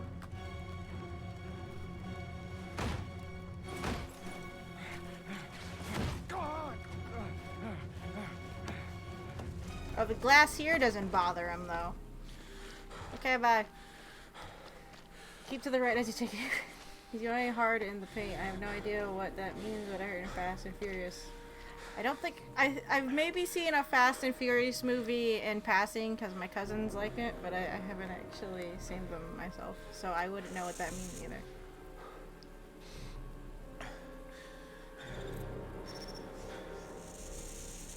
Oh no, it's our son still dying, and that's why we meandered to the car. Can we go? Yeah, do you have to watch the whole video? Oh, I guess it gives you the letters afterwards. Get out of the dirt. Go. Go. I know you're in shock, but your son's dying. There's an explosion. Leave. I like how the cops still haven't caught up with us. Not all their cars are destroyed. They should have been able to get here by now. Especially if I'm just gonna stand in the rain. Go!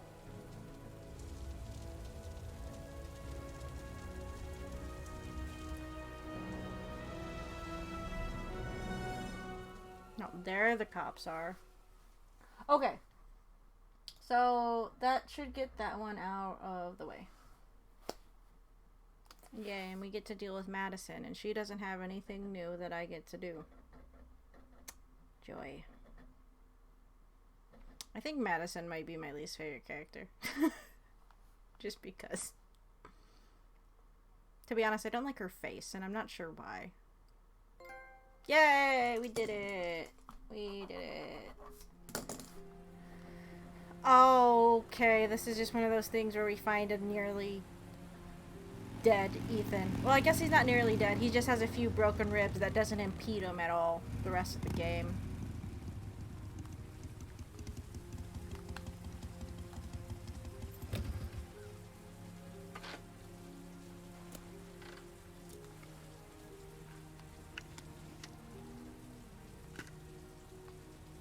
Again, that helmet did nothing. There's still rain on her face when she takes it off. What's the fucking point?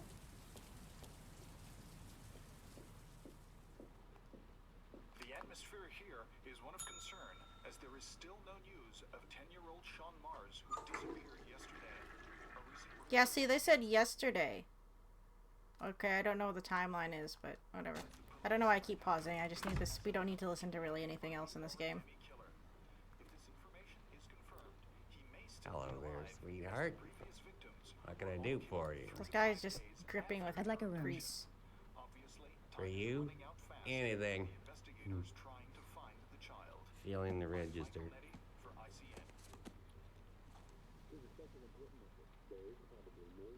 Can you stop doing weird things with your mouth? Everybody would appreciate it. I don't care if you're chewing gum. If you chew gum like Madison that, that's... Page 27. Single. How long will you be staying with us, Ms. Page? I don't know yet. Room 201.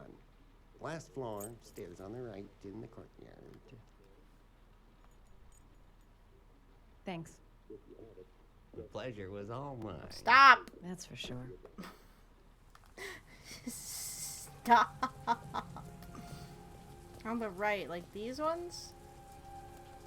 Doesn't matter. Oh, wait, is that Ethan dying up there? I can't turn the camera upwards, so I don't know.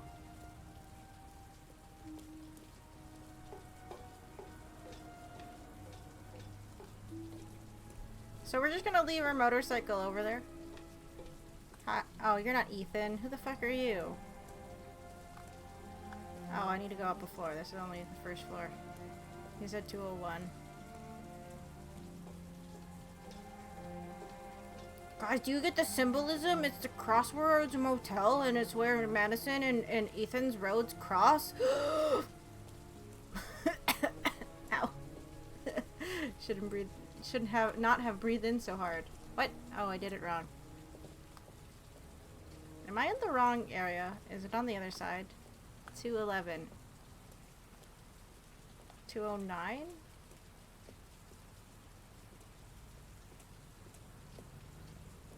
Oh no, here's dead Ethan. Hey, ya Ethan, how you doing? See, if she notices him staggering around and bothers to say something, someone in the train station would have seen him having a fucking anxiety attack and would have said something too. I'll call an ambulance. Madison's not the only person with eyeballs. You're badly hurt. You need a doctor. Please, just help me to my room. It's number 207. Why couldn't you just say it's 207? Why do you have to say number? I guess he's in shock and he probably suffered from a concussion on top of everything else. But come on, Ethan, you're low on energy. Why are you spending all this extra time? All this extra time and energy with extra words. Madison is apparently the only one who uses her eyeball. I guess so. You got the key? She can see shadows move in her apartment during a dream sequence, you know.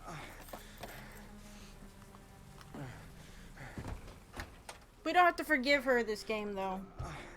We can rebuff her. We don't have to get awkward sex scene at the beginning of our playthrough like that one time. That was bad. That was bad. You're really in bad shape. You should see a doctor. Must have one, maybe two broken ribs. Okay, so Sean Mars has been reported missing. Madison is basically tailing Ethan because she reveals later that she knew that he was the boy's father. Granted, we didn't have a press conference outside of her house, but a lot of the time okay, not a lot of the time, but you see, plenty of times on the news, I guess that's usually after your initial 48 hours, you'll have, like, a press conference or, like, a statement from the parents. The few times I've watched the news saying, oh, we'd do anything to have our baby back, can you please help us, or we hope the cops can find who did this, blah, blah, blah. The usual shtick. Not all of them, but this is a victim of a prolific murderer in the area that has been killing kids for 2 years. They've had a press conference about it. You think Ethan would have been, interrogated sooner, and he has been, in a way.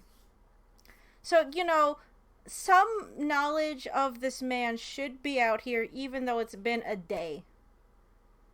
So either Madison has a tip, she's just guessing. She just got extremely fucking lucky that she stayed at the same motel that the Ethan Mars is staying at. And is like, I guess I'm just going to follow him around for a bit and try and figure this out on my own at the same time.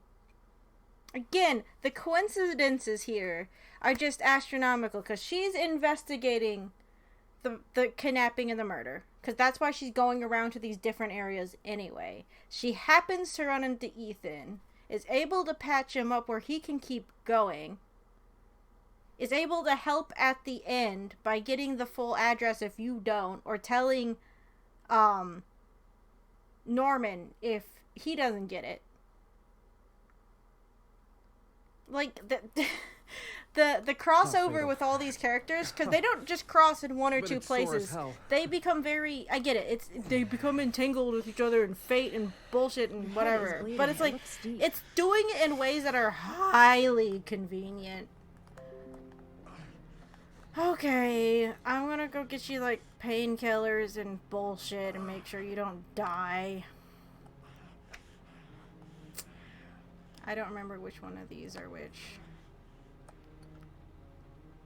I should disinfect his cuts. I get... Because for some reason I'm only allowed to take one. I'm gonna disinfect your wound. This might hurt a little. That one time she grabs all 4 bottles and rushes in here, but here, no, I'm just gonna do one at a time. Like, this is a weird thing to kind of do. Like, there. At least it won't is she get only doing it infected. because she recognizes him? That's what my tangent was. Like, yeah, you have some people that are really kind about it, and I guess maybe that is her character. But at the same time, this just feels like a big painkiller. stretch. Administer in cases of intense pain. Do not take more than 1 pill every 24 hours. Well, he has broken ribs, so here's a painkiller. Here, take this. It should do you some good. Painkiller? It's a painkiller. It'll help reduce the pain. It's a painkiller. It kills pain. No fucking shit, It says Madison. on the box to take 1 every 24 hours. Chug them. Chug them. I don't think it's a good idea to exceed the dose. It's not, but, you know, whatever. I can't afford to wait. We're gonna take 3. I wouldn't move around for a few days if I were you. Don't have that option. I'm gonna take a shower. Why are you... All right. Let me Like, help I don't know. He's being really candid with this person he just met.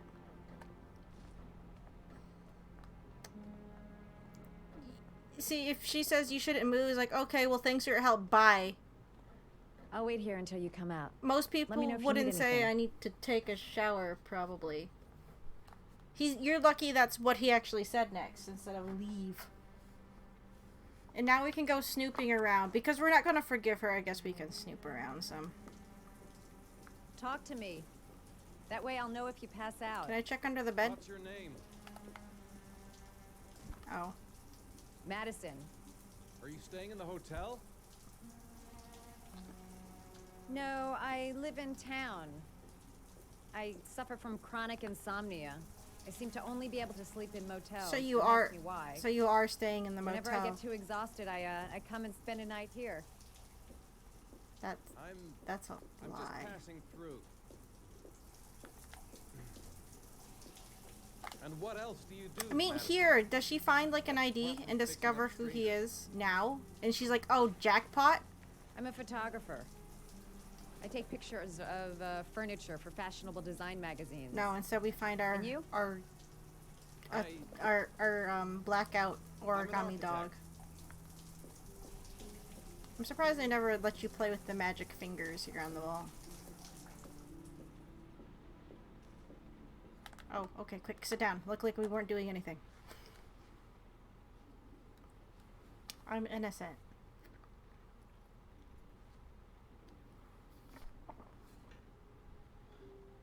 Thanks for staying.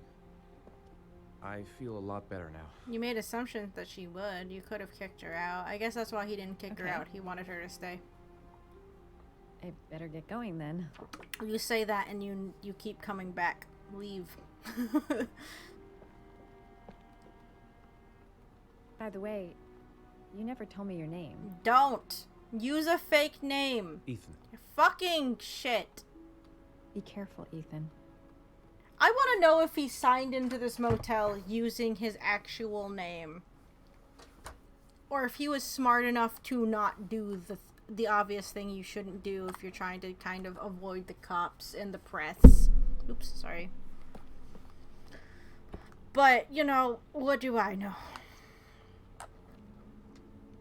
Next clue!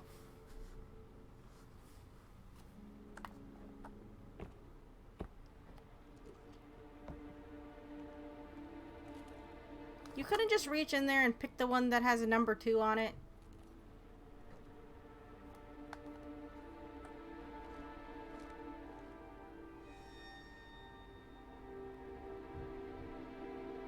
Now, we don't actually have to worry about the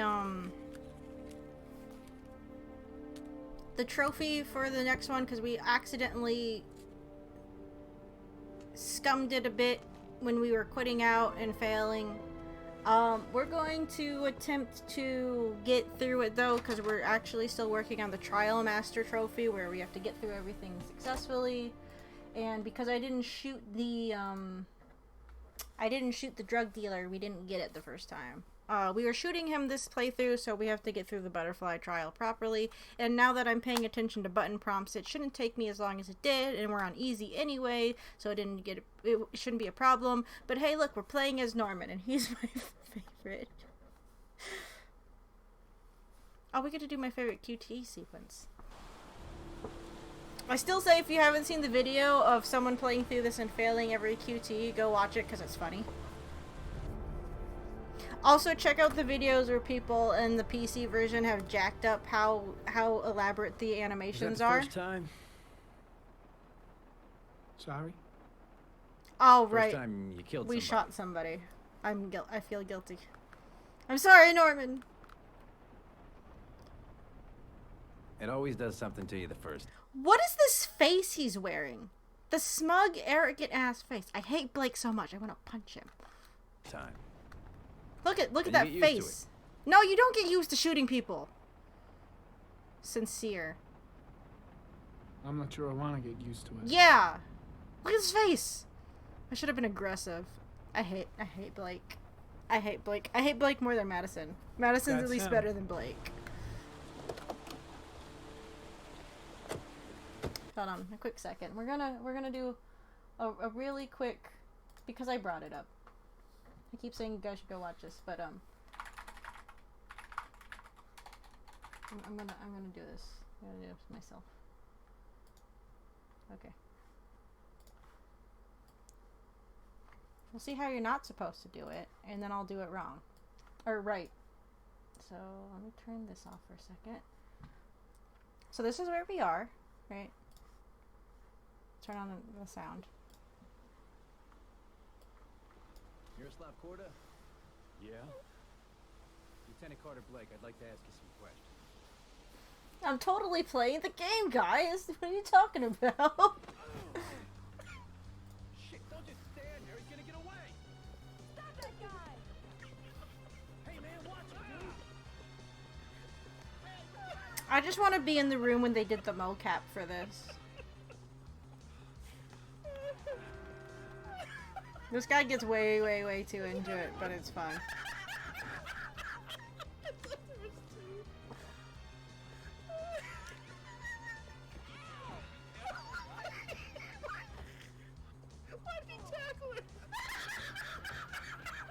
Doors are hard.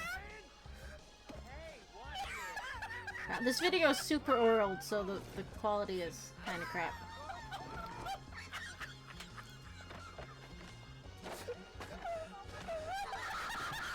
I feel so bad for Norman in this. He's just not having a good day.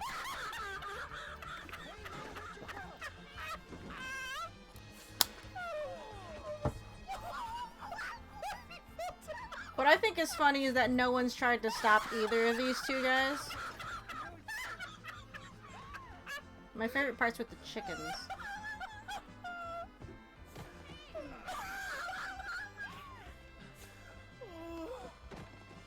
I like how he's just like diving onto everything. Norman's plan of attack is just diving at everything.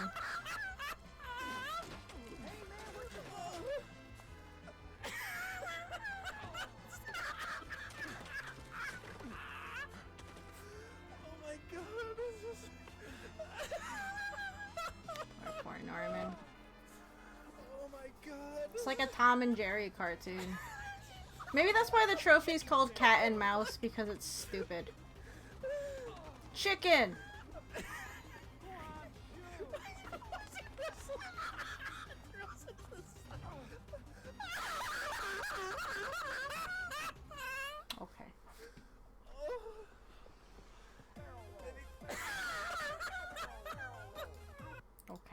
And then they have extreme animations. Where is it? We'll do the 500% one. Any game that you do this to is pretty funny though. We won't watch this whole thing, we'll just watch a bit of it. The killer is white, aged between 30 and 45. He doesn't act on impulse, but plans his crimes in a very meticulous fashion. He doesn't have anything personal against the victims.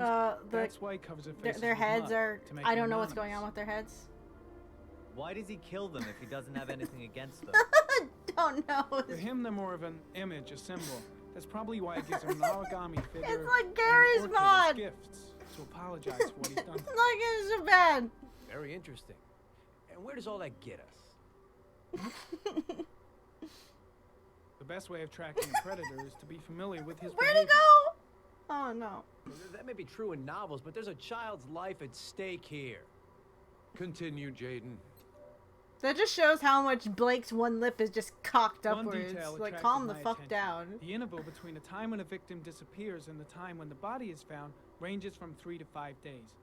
But the rainfall is always at 6 inches, give or take 10%. What on earth does that mean? All the victims were drowned in rainwater. The killer kills only in the fall when there is plenty of rain. It could be that he puts them in some sort of well or tank that It's is like open any of to the those skies Gary and that Mobs fills up with YouTube rainwater. poops. The more it rains, Oh god, his eyelids. His the less eyes. time the victim has to live. Then I studied Oh, the no! geographic distribution of the murders. Generally, a killer commits his first murder near to where he lives, so he has a safe place to Oh, flee there he to goes if any again. complications arise. The more confident he becomes, the further he roams from his base. By analyzing the locations where the victims disappeared, I was able to isolate a zone where the killer might live. And what size is this, zone? For the moment, about 10 square miles. Oh, great. Oh, Must be God! 10,000 people live in that sort of area. You gonna question them one by one? The more clues we get, the more we can reduce the zone. Oh, we it's- can then cross-check it with our list of suspects and identify the... Oh, it's horrible. It's horrible. Okay, back to the game. Back to the game. And enough of our little side, our segue. Okay, let's do this properly. Miroslav Korda? Yeah? Lieutenant Carter Blake, I'd like to ask you some questions.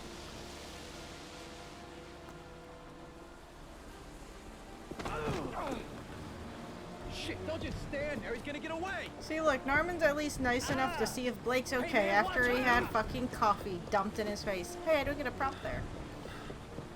It's fun to see where they don't give me prompts.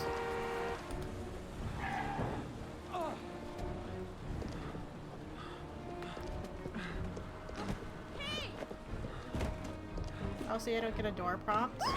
Hey, watch it, man! Whoa! That poor lady, she really gets to smell those flowers.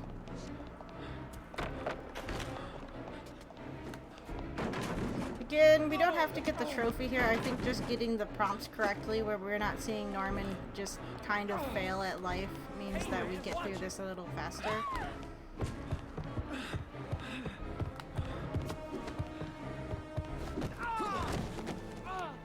Man, that guy's recovery time is really good. Hey, man, what's your problem?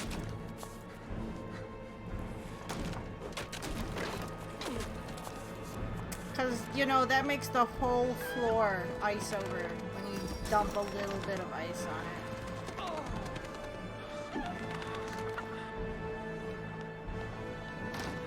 Okay.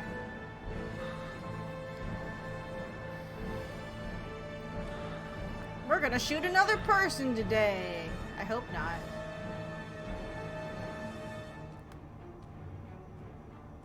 So is Norman not bothered when he kills the one junk dealer guy because he just gets killed by his own machinery? And because he's trying to kill him? Because Nathaniel was obviously innocent. Fucking meat hook would have hurt your wrists, your forearms a lot more. That would have hurt a heck of a lot too. Don't throw meat hooks!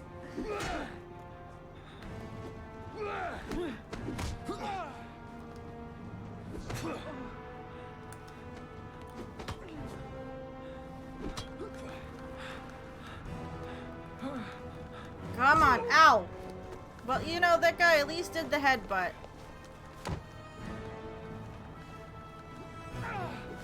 When in doubt, headbutt. Ow!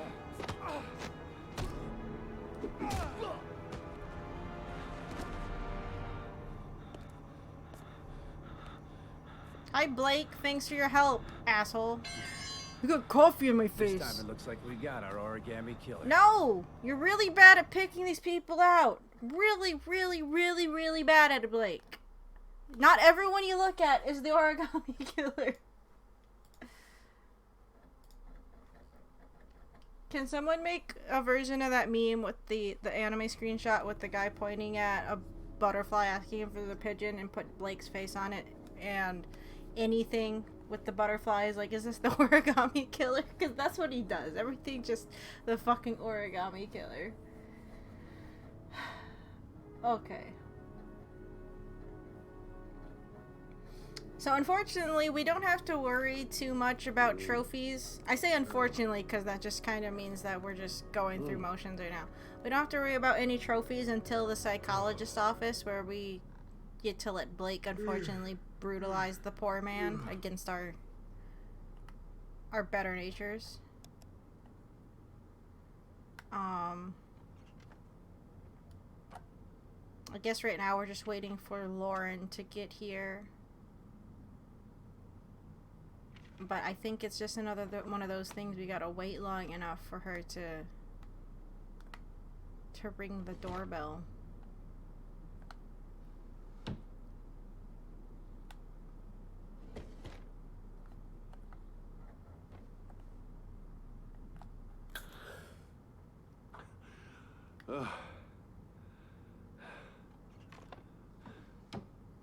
I still think it's weird how clean his desk drawers are. Is it safe to drink alcohol right after you just did a puff of your inhaler? Because we're gonna.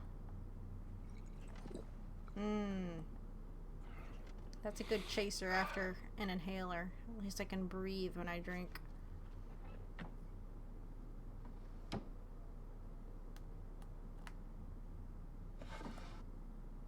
Now, did he end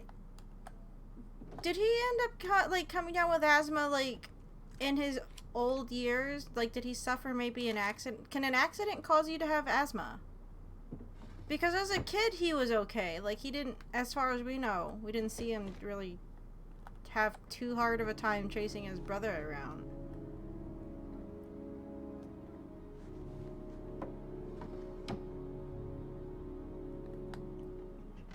I don't know, again, they make it seem, I guess, you know, not all people who have asthma are constantly debilitated by it. I just think as, like, maybe a cop or something, it would make things really, really difficult if you had asthma, right?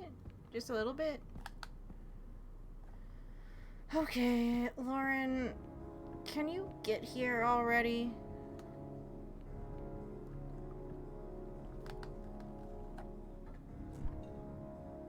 Oh, he has nuggets! How are those eggs just standing up? Some mixed veg. 2 giant ass eggs. Oh, we're just gonna drink some more, aren't we? Okay, I don't know what that is. But, you know, more drinks, it's fine. You're putting that back. I'm pretty sure you just, like, one gulp that.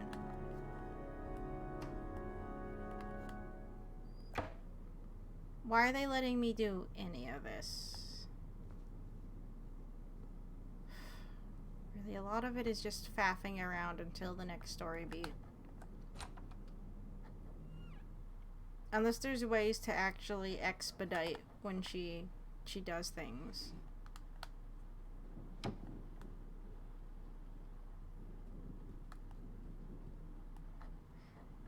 You know what's really messed up here is he has a kid drowning in a pit somewhere. A secret room that has a TV screen watching him next door. Like through that cupboard, that wardrobe. And a father potentially doing something dangerous. And he's just faffing about his house right this second. Just taking a sit. This is awkward as fuck. Does he not have a TV?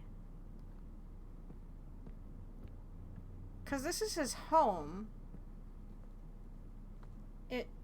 It has his bathrobe and his bedroom. He doesn't have a TV. Fucking finally, Lauren. Jeez. I'm not saying he needs a TV, but doesn't entertain much, I guess. You said I could contact you if I remembered anything. Hi, Lauren. Can I come in? No. Sure. I didn't say that. Sorry, my phone's going off. Coat. Let me take your coat.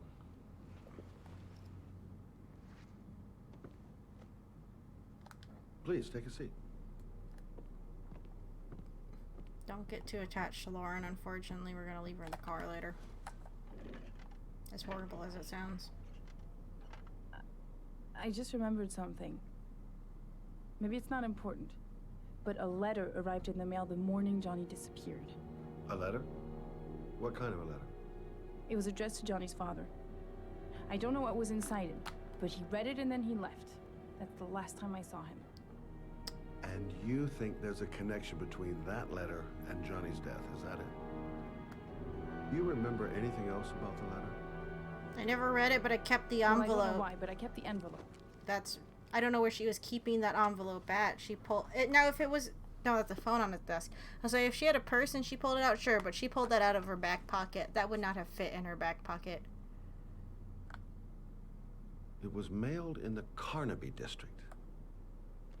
The day before Johnny disappeared. No sender. Nothing particular. Except the address. The address? It was typed with an old typewriter. Could be a leak. Did he pay for express mail for it to get there the next day? Because even if you mailed something one day, there's no guarantee it's going to get to the person the very next day. It's not Animal Crossing. You never know. I don't care how close you are. Well, thanks for your help, Lauren. That's not how that works. I'll let you know if it It has to go Wait, through like sorting and all that bullshit. I can't just sit around and do nothing while you're out there looking for the man who killed my son. Yeah, I wasn't out there looking at Ever all. since I you was came just out, I've kind been of sitting thinking, here in my living room. I want to come with you. Help you in your investigation. Diplomatic. There's nothing you can do to help, Lauren. It's not a good idea. Believe me. If you won't let me help you, I'm keeping the envelope. It's all or nothing. Pointless, I guess. There's no way you can help me, Lauren. You'll just slow me down. How many clues have you got, Mr. Shelby? A lot. I burn them This later. envelope. Maybe your only link to the killer. I understand. No, my only It link was to just the a killer game. is that Sorry for I am wasting the your time, killer. Mr. Shelby. Wait. Okay, bye. You're really something special, Lauren. Is she? I'll give you that. Is she? I'm just a mother. A mother who wants to find out who killed her son. Are we partners?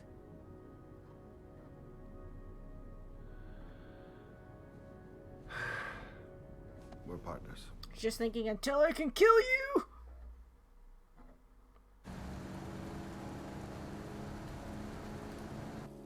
Okay, so now we're going to Kramer's house. We gotta go interrogate Gordy.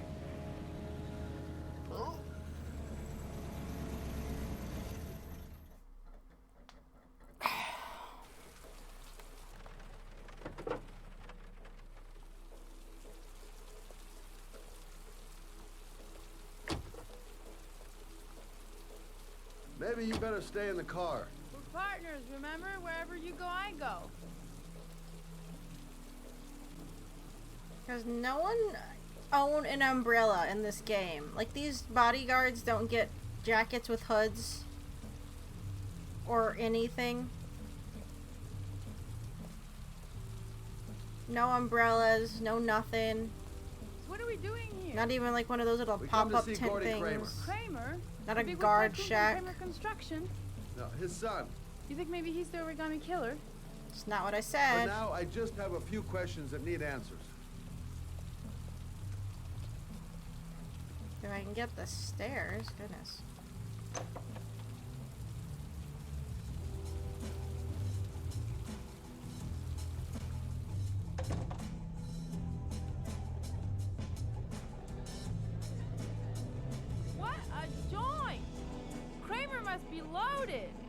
What do you think he paid for all this shiny crap? We'll discuss Kramer's decor another time. Are we gonna be here long? This place gives me the creeps. Not if you don't. I'm gonna go find Gordy Kramer. You stay here till I come back. So if you stop talking so I can get past the guards. Just let me know if you need me. Actually, wait. Can I just get this guy riled up, or do I have to talk to the guards? This game doesn't like it if you jump the line for what they want you to do. Hi! Great party, huh? Hi! Here. I haven't seen you before. Well, let's get better acquainted, pal. That's not pouring anything. My kind of guy. I like you. My friend. I like it. Maybe this job does have its perks. Now I got me a new friend. Okay, well this is not what I was expecting. Can I get you to fight with somebody? No, I need you to fight with somebody. I can't seem to talk to anybody else. Excuse me. I'm looking for Gordy. I saw him going upstairs a while ago. I'd be surprised if he comes down again this evening. So most of the people here look fairly young. Wouldn't they be weirded out that this guy is just here? He doesn't look like he's even dressed to be at one of these kinds of parties. Not that I would know. But he really doesn't seem the type to be here. Hi, I'm Scott. I'm looking for Gordy. Have you seen him? Okay, I guess we have to go talk to the bouncers because I can't get this guy to get into a fight until they tell me I can't go upstairs. Pass. Excuse me? Nobody allowed upstairs. I shoot you in a few chapters. Oh, I can just pay him off. Look, here's Mr. Franklin. Says I should go up. You talk so crazy if I shove that wand down your throat? Beat it! I ain't for sale. What was that line? That was If I want to see Gordy Kramer, I'm gonna have to go about it some other way. Okay, friendo. Whoa. You see that guy over there? Do you know what he said about you? What'd he say? The bastard! Ah, sort him out! Okay. You motherfucker!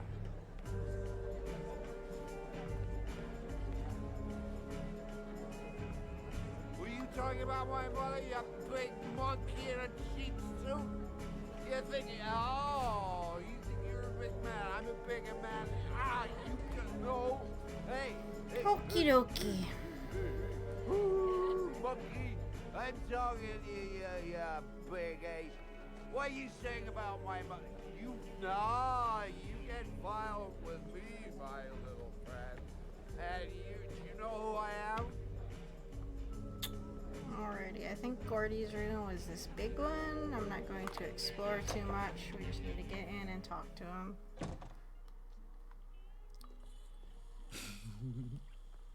Alright, cartoons are over. Why don't I have a prompt to do anything? Prompt?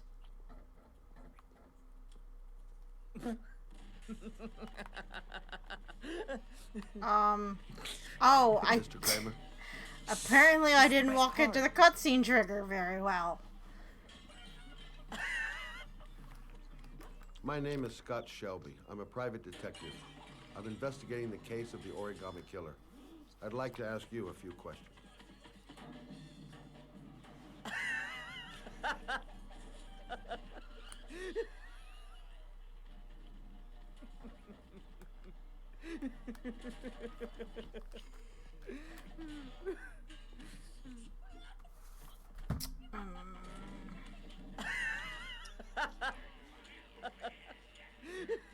Okay, we're almost to the butterfly. I think I'd like it's to know after this, exactly what unless we have to happened do to something little with Joseph Madison. Brown. Beat it. You hear me? Get the hell out of here.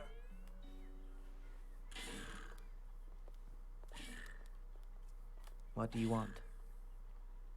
A witness saw little Joseph Brown get into your limousine.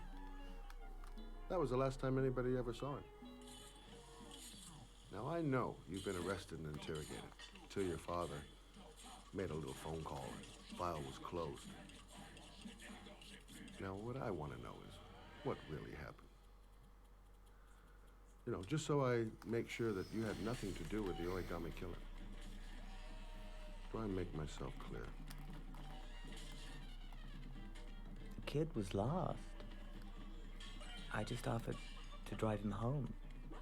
The police arrived, I explained the misunderstanding, and I was released. End of story. The acting for this Nothing to get character excited is about, just god-awful, right? if you ask me. Let's be aggressive. You don't think I'm gonna fall for that shit, do you, Kramer? I know it's not the first time you tried to lure a kid into your car. I also know you were more than a suspect for the police. This couch also looks Now, if I were extremely you, uncomfortable with how I'd low think the of back something is. more credible. Otherwise, I'm gonna make sure you have some serious problems. Like, would that be comfortable? Like, there's no support with a couch that low. Why is it so low? Very well. I'm the Origami Killer. Origami. It never I is get my not victims funny. into my car. I drown them in rainwater. Then I dump them on a wasteland with an origami figure in one hand and an orchid on their chest. Good job for telling me what I do he that does. because I'm bored, Mr. Shelby. And it's a creative and entertaining way of... They probably having interrogated him and found out he didn't know how to fold origami figures. I was like, it can't be this guy. What do you want more? Dude, you're like 4 inches shorter than me and can't say origami correctly. Get rid of this clown.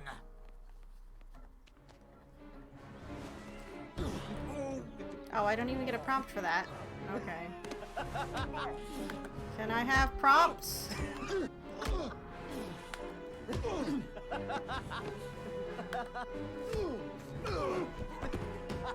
Oh, that's why the couch had to be short, so the guy can trip over it. I don't think I would like a couch that shallow, to be honest.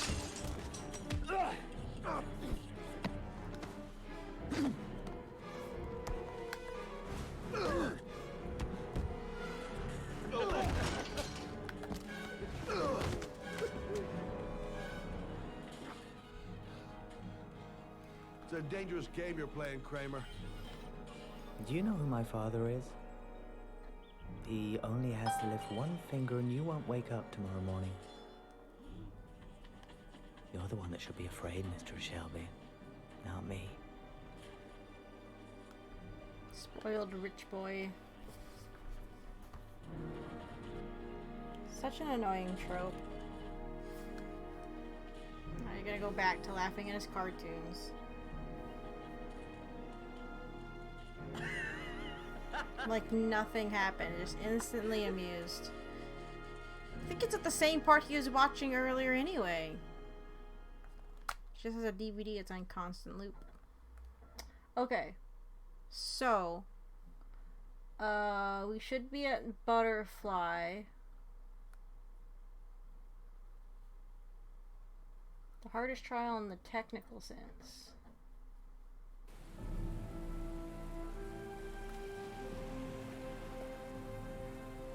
These QTs are pretty complicated even on the lower difficulties. You're allowed 2 mistakes or less if you hurt yourself in the tunnel. Okay. So we have to get through this one successfully. Technically, I think we did, because we have both trophies here.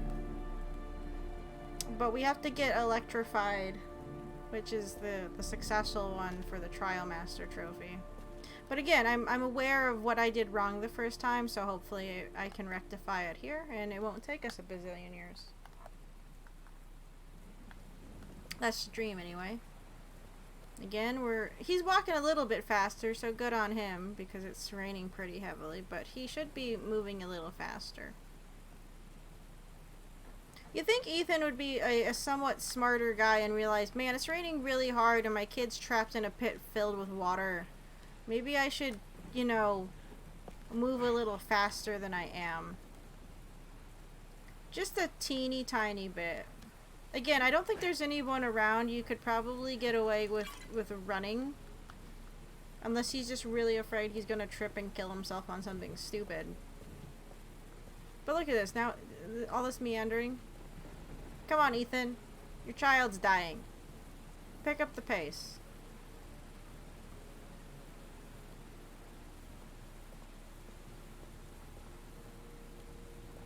Wait, where am I going? I don't need to go over there. I need to go in the building. Wait. No? The entrance is around the corners, isn't it?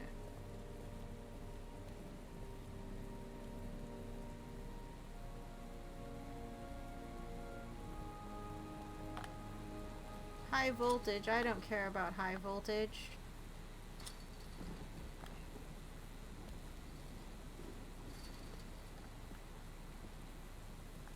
Do not enter while alarm is armed. Well, I guess the alarm isn't armed.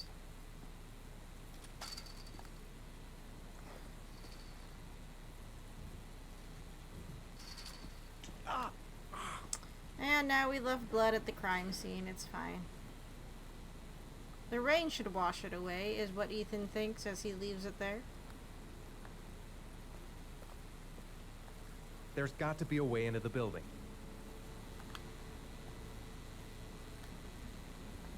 This is the old Pico power station. I thought it was abandoned. Electrical condensers. Going by the sound of them, they're still active. It might be a trap. I'd better be careful. Oh, is that why he's not running? Now where am I supposed to go? There must be a clue or something. A butterfly on the door. That's where I need to get to. Morning, high voltage. Now, we have to get to the high voltage first.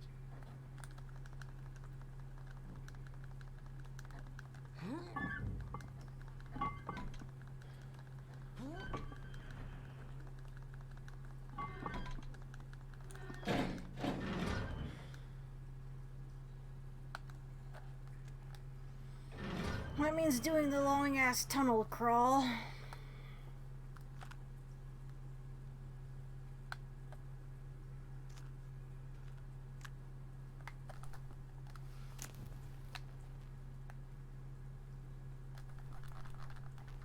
Okay, get your ass in there. Come on. Don't have all day. Oop.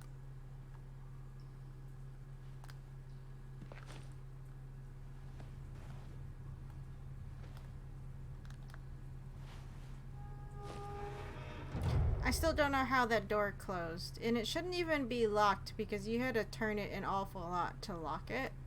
Unless it auto-locks, and I really doubt that. It's just so spooky. Oh no, there's glass on the fucking thing. Whoa!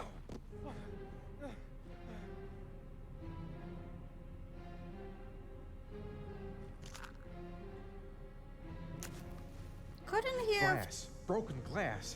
Sharp as a razor. Impossible to go back.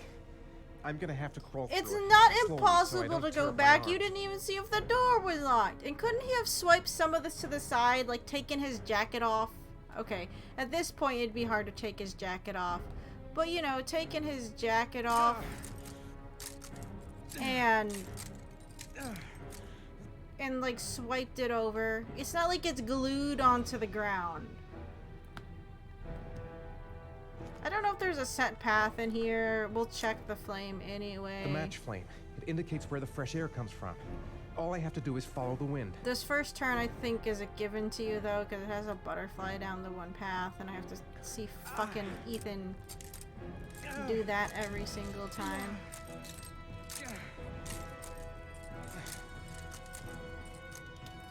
I don't know how you're supposed to take this though. I don't have the button pushed all the way in, but.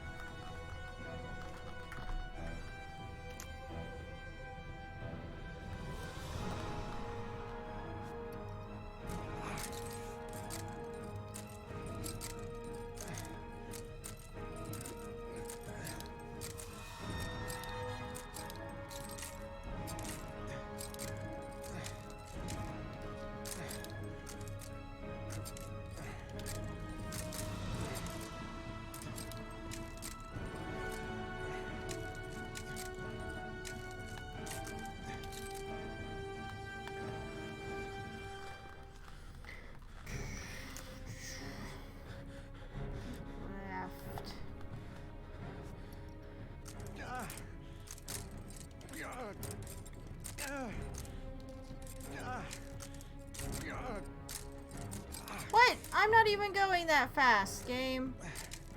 Okay, that's what it means by slowly.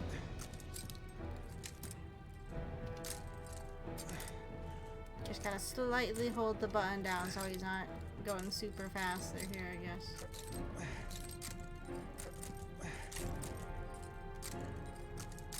Man, I hope that doesn't count as taking too much damage or I'm gonna have issues in this next room. I didn't even think I was going that fast. Because I wasn't holding the button down. Like, all the way.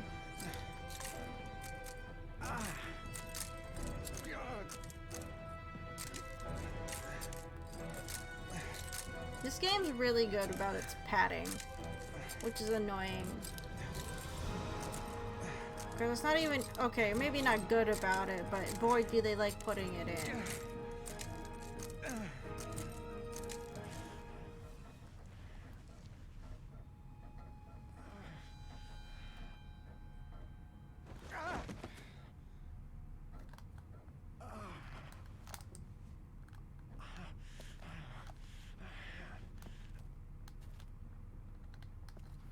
There is a hole here.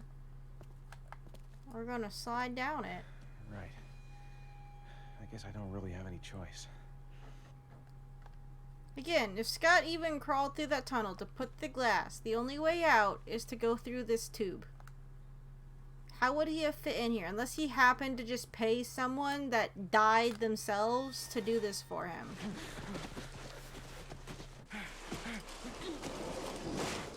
God, I'm not a claustrophobic person, but this one makes me claustrophobic. I think it's more the fear of getting stuck in the tube.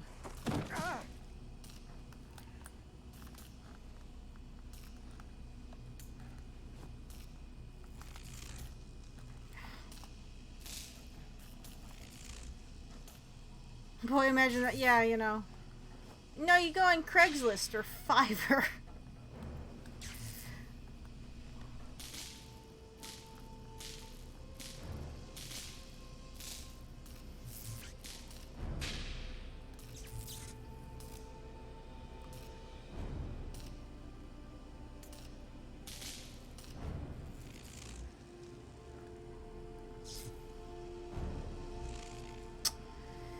Okay, how are we gonna do this room? I hate this room.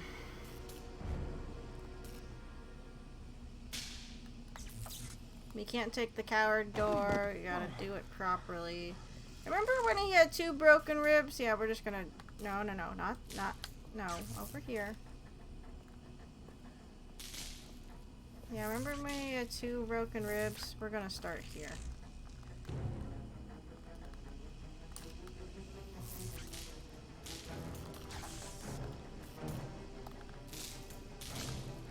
Hopefully the button prompts aren't too stupid.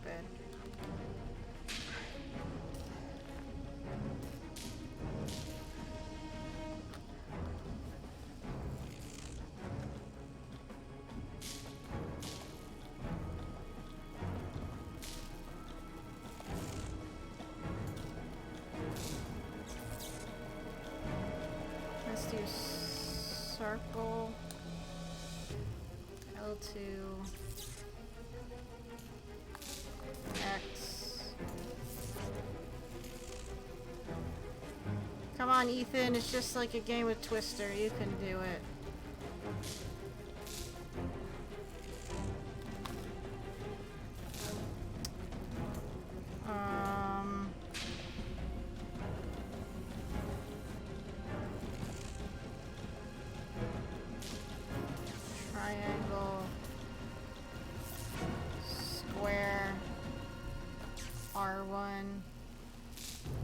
hope there's not another button because I'm not going to be able to press it.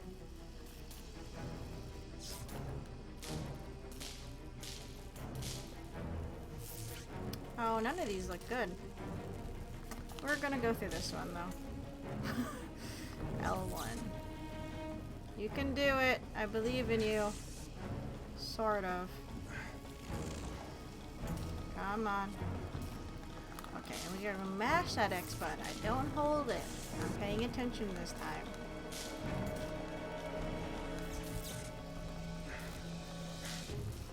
There you go, you did it. Just like in MGS4, did every big cinematic PS3 game have a get zap microwave hallway? I have not actually played MGS4. I've actually only played Metal Gear Solid 1 and the beginning of Metal Gear Solid 2.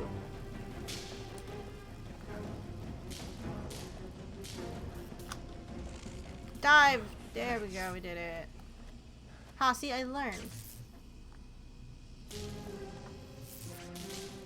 We did it! Hooray!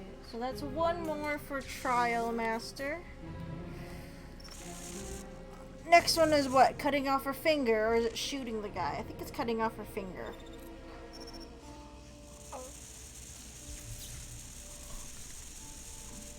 Oh, cool. Next trophy we get is Bad Cop for Norman. Ah, my poor boy Norman. We're just putting him through all the shit.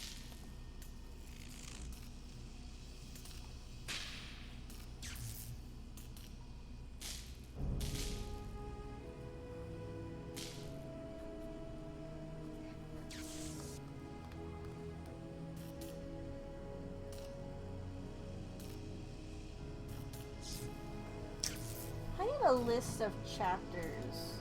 Heavy Rain chapters. Because again, this guy doesn't list like boring ones. Butterfly. Oh, see, we have to do Madison shit next. And then we have Norman. I don't want to fucking play with Madison. Madison sucks. She's only slightly better than Blake by not being Blake, but she's Madison. At least I'm not calling her Allison again. Stalker, leave me alone. I'm totally fine. I'm just dying on my hotel room floor.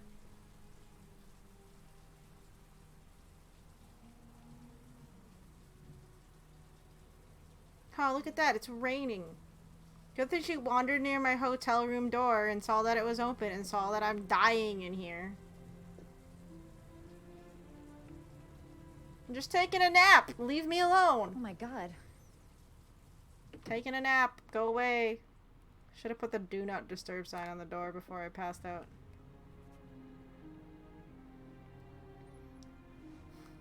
What's the weight of the rain, though? You know, just heavy. I don't know what the rain's BMI is. Also, hi, Rad. I'm sorry. You and Fission had the same name color, and I just saw pink. How are you doing?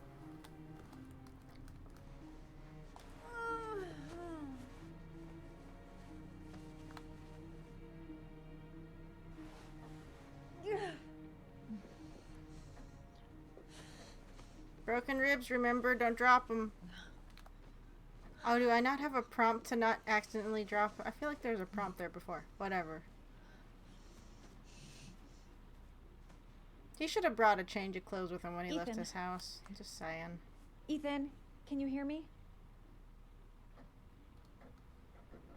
Unfortunately. Oh, Ethan, you fool! You've left the box out. I'm gonna go through it. I'll go through your shit. You didn't hide it under the bed? Origami figures. What is he doing with them? Oh, he's having a feverish fit dream. He heard you ruffling with his papers in his box. His origami senses are going off.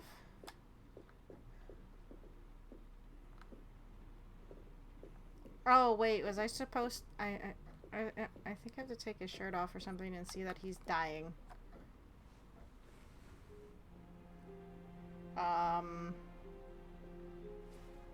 You have a fever. You've got a hell of a fever. Probably because you've been running around in the fucking rain! Probably has a cold. Open, his hair is going through her fingers.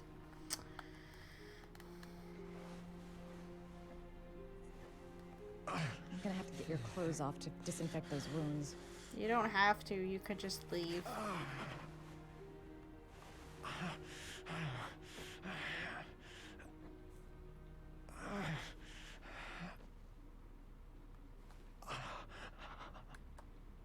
Poke him in the ribs.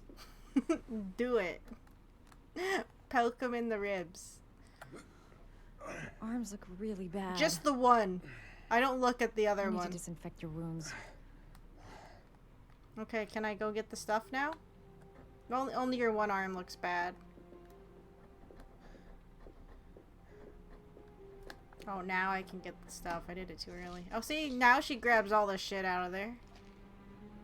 What kind of hotel actually has a medicine cabinet that's stocked with stuff? No US, I mean, I guess it's a motel. I can't say I've stayed in many motels, but most hotels I've stayed in don't have that. Of course, I don't stay. Doctor, but I'll do what I can. I guess it would mainly be motels that have magic fingers for the bed too, huh? Okay, disinfectant.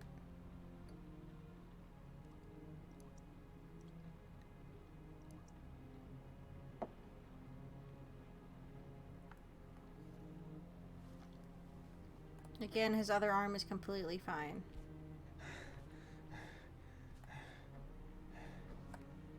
He's probably just one of those people that only get injured on one side of his body and the rest of him is fine.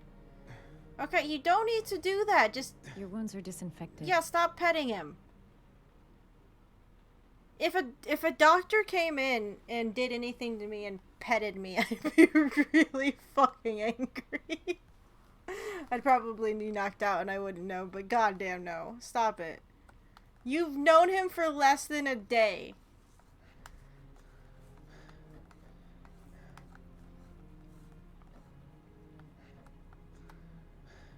Your wounds have been bandaged, pet, pet, pet. He's not a dog. He's unconscious. Now I'll just have to wait.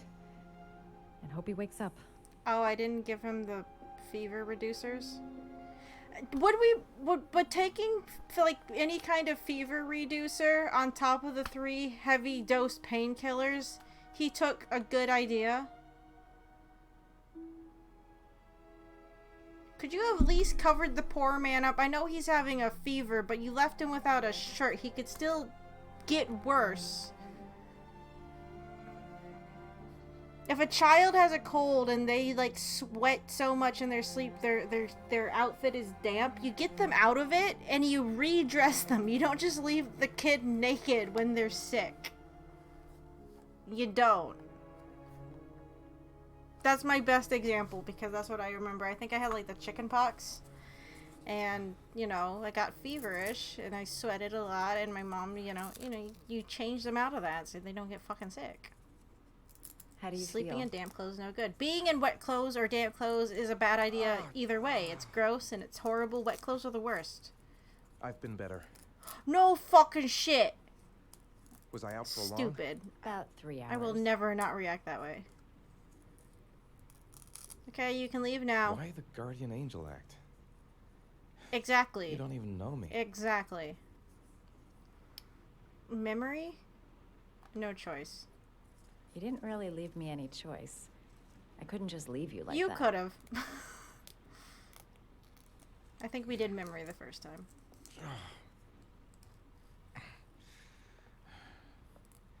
You said you were here because you're an insomniac? And I know your son's the one that went missing and I'm stalking you. Truth. I've been going through a bit of a tough patch the last few months. It's the kind of stuff you prefer to forget. Like having nightmares? I do what I can to live with it, but it's not easy. Explanations? That's the second time I found you in a bad way. You always seem to be running for your life. I'm not. I'm staying in one place. What's happening? If I was running for my life, I would not be returning to the same fucking motel room. You mixed up with the mafia? Owe someone money? Something like that? You're prying an awful lot, but I guess I'm making her do that. It's none of your business. Listen, I'm truly grateful for your help, but for your own sake, I think it's better if you don't ask any questions. Help. I think we did leave last time. Maybe I could help you. No one can help me. You've already done a lot, Madison. Right. I'm gonna go. Take care. I won't. I'm cutting my finger off in the next couple of hours, and you can't stop me. Did you like me when I had all of my fingers intact? Well, guess what? Gonna disappoint you. We're cutting it off. Lizard.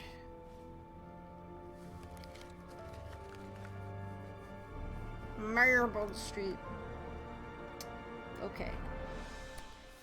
But before we do that, we unfortunately have to go pay a visit to Ethan's psychologist, psychiatrist, therapist. I swear I didn't do it. I've got nothing to do with that business. I never killed nobody. Oh, no? Then why did you run away when they came to question you? Because Blake's fucking scary. I already told you I forgot to report to my parole officer. I didn't want to go back to prison. When I saw the cops, I just bolted. I wasn't thinking straight. We checked out his statement.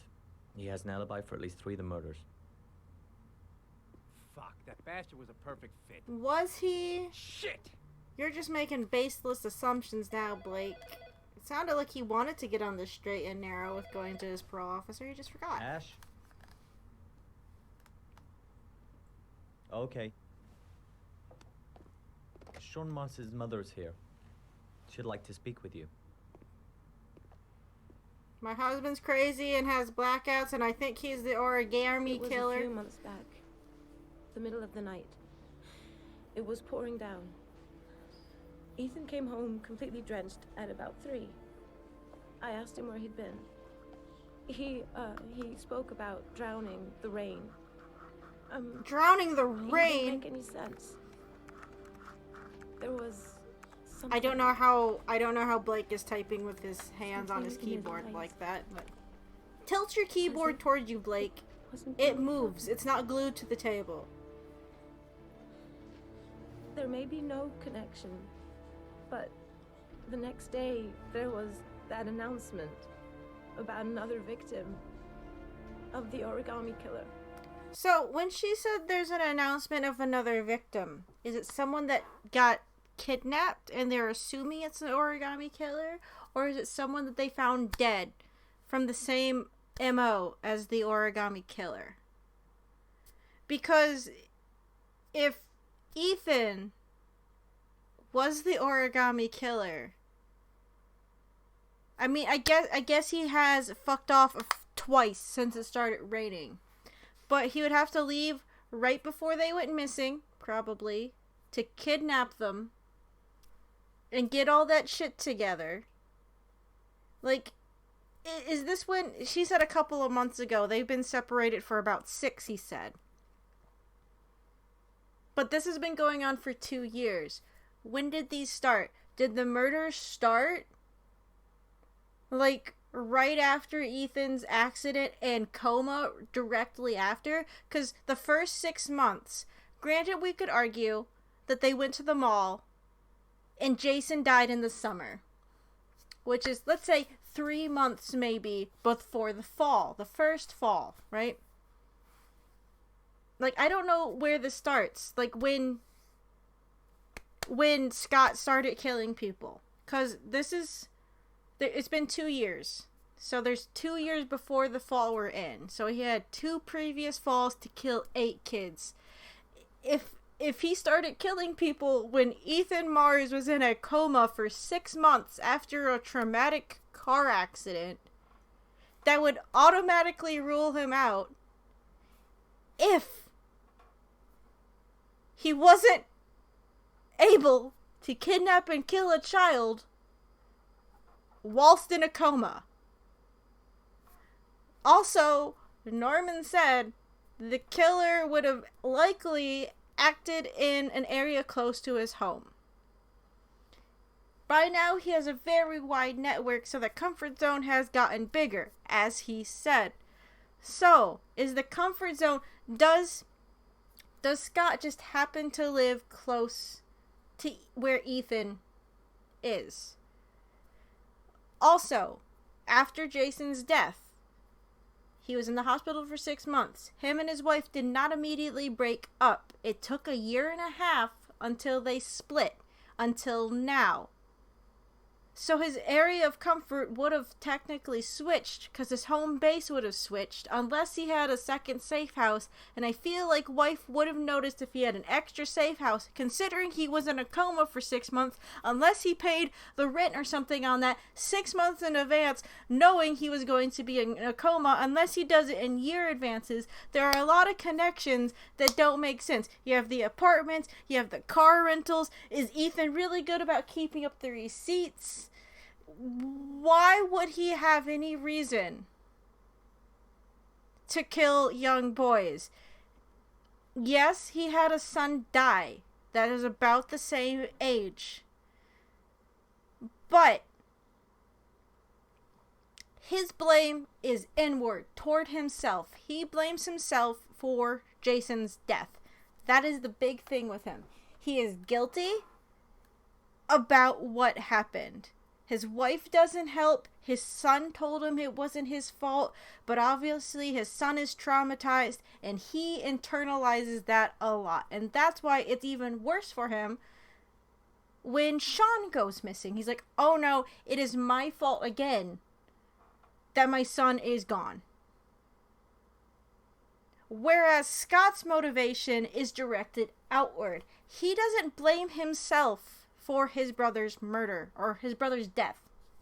His brother's death was an unfortunate accident that could have been prevented. 1, if they weren't playing in that area. 2, if their dad was more attentive. 3, if their dad went to go help, which he didn't. His anger, his resentment is directed outward at his father, and he takes it out on other fathers. So if we're just looking at just psychological reasons for what they are doing, it really does not make, like, when Norman says it doesn't make sense that Ethan Mars is the origami killer, it doesn't, even on, like, the basis psychological level. If you look at Scott, he has a lot more subconscious, grown-in feelings that would possibly lead him to this line of action. Ethan Mars does not. He has no prior connections to origami or orchids or drownings or the rain. For some reason, though, he's developed a weird instance of blacking out and wandering off when it does start to rain. Why? Don't know. Maybe he woke up from his coma, or maybe in his coma he heard something about the first origami killer. Rain. Dead boy, and maybe he internalized it, and that's why it triggered something, but we'll never know. They never touch on it. But there is nothing really connecting him. If anything, if Ethan Mars was directing his own resentment of himself outwards to take it out on society for taking away his son, which he doesn't, that doesn't make sense. Society didn't do that. He blames himself. Whereas Scott blames society, more so bad fathers, and takes his anger out on them. Because he's like, innocent boys die because of neglectful fathers. I need to find one that is not like that. That is his whole, like, baseline for his reasons of killing. More or less, right? If Ethan was going to go on some kind of murder spree, I really doubt it'd be drowning kids. He'd be throwing them in front of cars or something. Because that's what he has, like, because if you look at any of the things behind Scott's decisions with what he does with the bodies, as Norman points out, it's very symbolic. The orchids, they're a death flower. I don't know if his mom liked them, but it's like the origami figures. His mom liked origami. His mom taught him and his brother how to make origami figures. The password on his computer is related to the origami dogs his brother made. All of his things more or less reroute back to his brother, back to his resentment towards his father. Ethan's is internalized. It wouldn't break out, probably, into the greater world as serial killings. I don't think. So the wife coming in and even admitting this without approaching her husband about it, without talking to him about it, I get it, they're on really rocky ground. But she's not helping the situation by more or less in a way attacking Ethan in this sense. Sure, it's probably pertinent information in the situation. Yeah, I guess any reasonable adult will be like, oh, my partner has had these episodes and our son's missing. He could be the killer, but I have no other reason. And unfortunately, she's telling it to the worst person possible, which is Blake, because he has a hair trigger for anyone he thinks could be the killer. He is a shoot first, ask questions later person, which we actually saw in that scene with Norman after we accidentally shot Nathaniel. He's like, you get used to it. He's been desensitized. He's obviously an aggressive, no-nonsense cop that doesn't want to take logic and reason into the equation. He wants to question the wrong people, bring the wrong people in, and that means that the person he should be looking into, or the people he should be looking into, are just getting away with it. Because he needs results. He doesn't care about the actual logic of it, the logistics of it, nothing. And it's frustrating. It's like, especially as an outsider looking into a story that we kind of know how everything kind of moves. It's frustrating. It's super frustrating. Anyway, I'm sorry. Thank you for coming to my TED Talk about psychological analysis of Ethan Mars and Scott Shelby and how Ethan can't be a killer. And this is what Norman means. Thanks, wife. You're not helping. Find my son. I'm begging you. The other thing with Blake is he kind of comes off as this macho kind of character, so him definitely getting like a pretty lady in saying, hey, find my kid, is going to start jumping at possibilities that aren't there. One of your patients. We'd like to ask you a few questions. And unfortunately, we get to just let him beat up on the therapist, and I'm not happy about that. I have to do this. Okay, let's do it. I guess I shouldn't pause it. I should just let it go. Sorry, that's impossible. I beg your pardon? I'm bound by an oath of secrecy. Under no circumstances may I discuss my patients. I appreciate you, Doc, I suppose. My job is to find Sean Mars alive, and I don't give a damn about any bullshit oath. Reason. It's your duty to inform the police if you suspect one of your patients, Doctor. I don't. I'm sorry. He doesn't, because as Norman knows, it doesn't make a goddamn sense. Now I must ask you to leave. You need to cooperate. For your own sake. I get to let him. Oh, I don't want to let him. Help? Help in what? He's right. I don't know what help means. Legally, you gotta tell us what you know. Are you threatening me? No. I'm just giving you some free advice, Doc. I suggest you take it. Move? Sean Mars's life may depend on what you know. Tell us what you know, Doctor. I am going to call the police and make a complaint about your behavior. Complain about him. I'm trying to be reasonable. Doctor, you are really pushing my buttons. Oh no. The only thing I can't stop this. Saving that kid's life. So, you're going to be a good boy and tell me what I want to know, or I am really going to lose my temper. I know you don't want to be the murderer. If you know anything, you must tell us. You have no right. This doesn't feel right. Intervene when Blake gets physical, or... Oh, wait, no. We can't do that. We need to do bad cop. Don't intervene. Simply stand around. I'm just gonna walk to the other side of the room and not watch it. No, I guess we should watch it. It's... Oh, this feels wrong.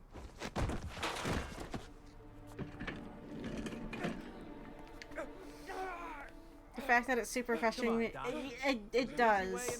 It's unfortunate, like the logics of it. Oh, I don't like it.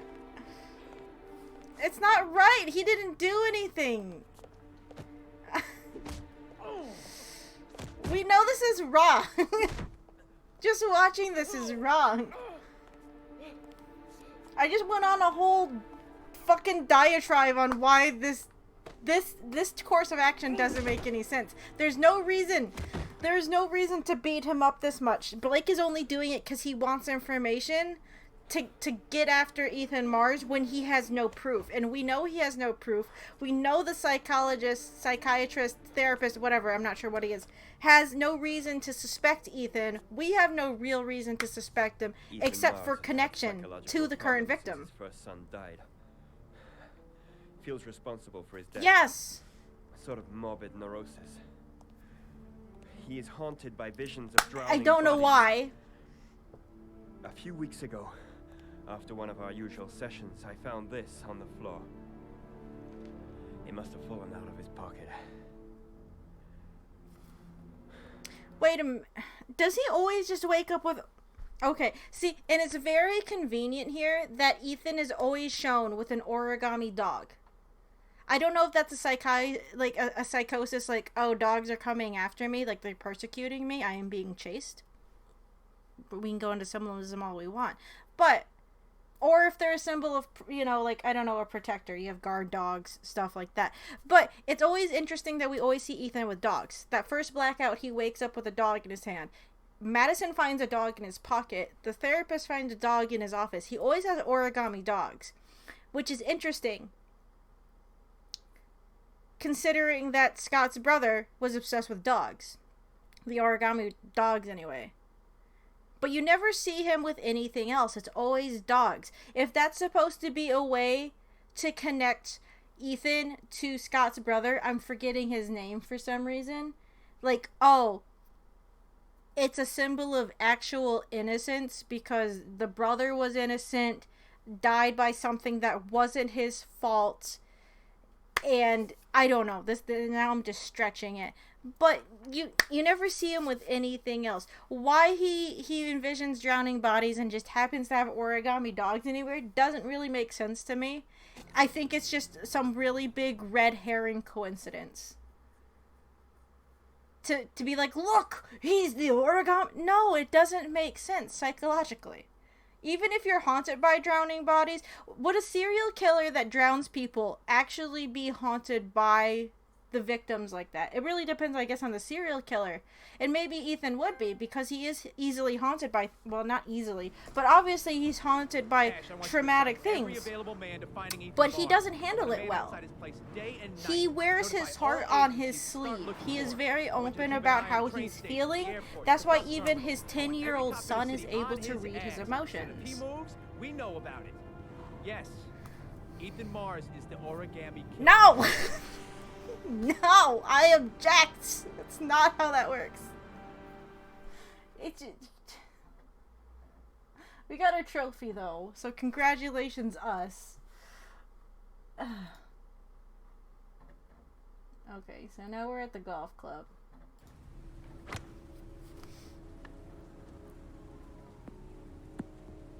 Once we finish this chapter up, because it's just talking to Mr. Kramer, then we'll wrap it up for the evening.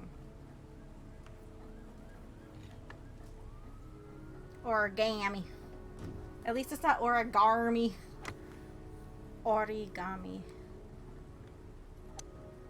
Origami.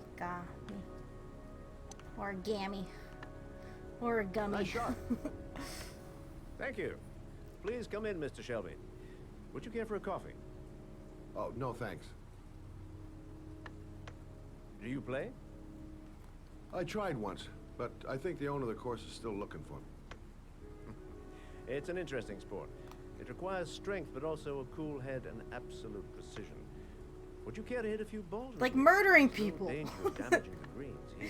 and not getting caught anyway. Okay. Take off your jacket and grab a club.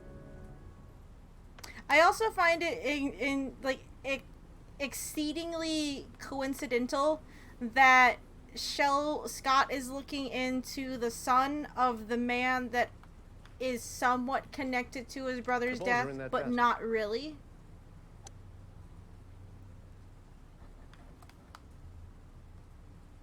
Like, it's a super fucking small world. I mean, sure, he's a giant construction tycoon, so it makes sense. But the fact that his son decided to take in a young boy and pretend to be the origami killer with him and killed him, it's like, that's just exceedingly coincidental that it even leads back to that.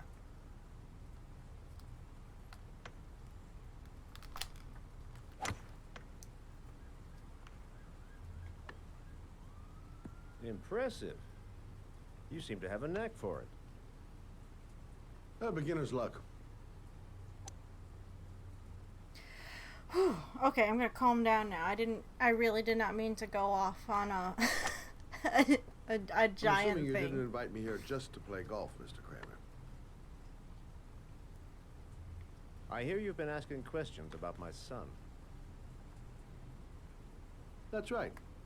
I want to know if Gordy is linked to the Origami Killer case in any way. He is, in a really roundabout way, but not in the way you're expecting him to be.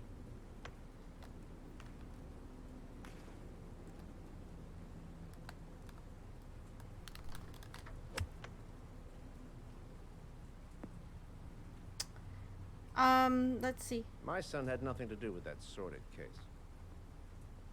So while they're Well, then he has talking, nothing to fear from my I don't really investigation. have any new announcements. Hopefully the streams this week should be starting at You had no 8 business like investigating normal. my son. I told you, he had nothing to do with it. I'm kind of getting back into the swing of things. Art streams, by the way, will go to starting With all due at respect, 6 Mr. like they Kramer, did yesterday. It's up to me to decide who I want to investigate.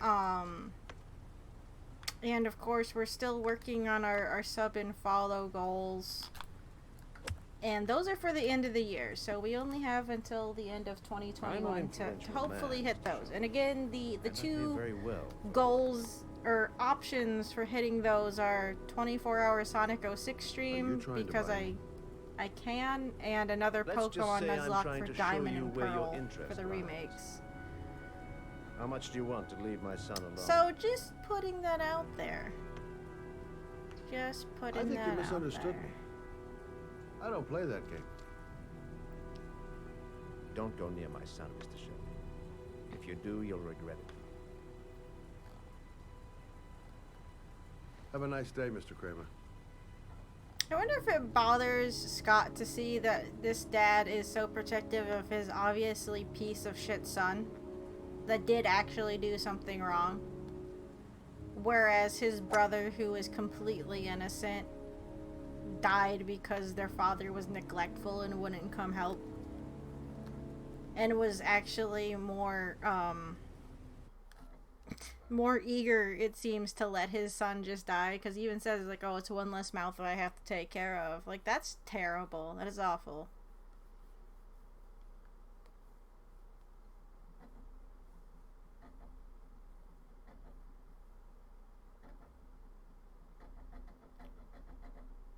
Okay, once this loads, we're gonna exit out. We made, oh, okay, we made some decent progress. When we start up, we're going to be doing the lizard trial, so we get to cut off our finger. We need to see about successfully getting through Fugitive, because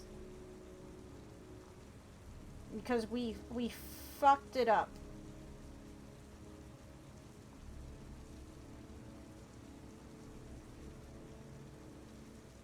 Wait.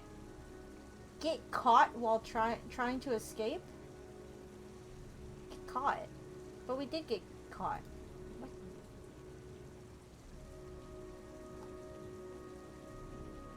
Yeah, we got hands up. I think someone wrote that up wrong. We do have to try and get Fugitive because we didn't get away in time because I didn't know which way to snake through the cars. But, you know, we'll worry about that. We'll worry about that next week. Let's see. Heavy Rain 2. Heavy Rain 2. God, if there's a Heavy Rain 2, no thank you. I guess that's what Beyond Two Souls and Detroit Become Human are. Little Nightmares 2 on Wednesday. Friday is Skyward Sword. We're getting close to wrapping up Skyward Sword, and I'm thinking after that game wraps up, we're going to do Celeste. Again, it's been sitting on my computer for a while, and I just feel like now is a good time to maybe look into it. After Little Nightmares 2 wraps up, we are still going to do Psychonauts 2 on that day, like I've been promising for months.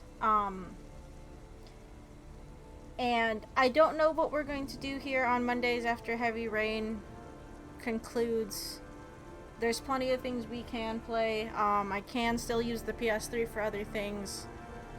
Links to lists of games I have for everything should be listed down below,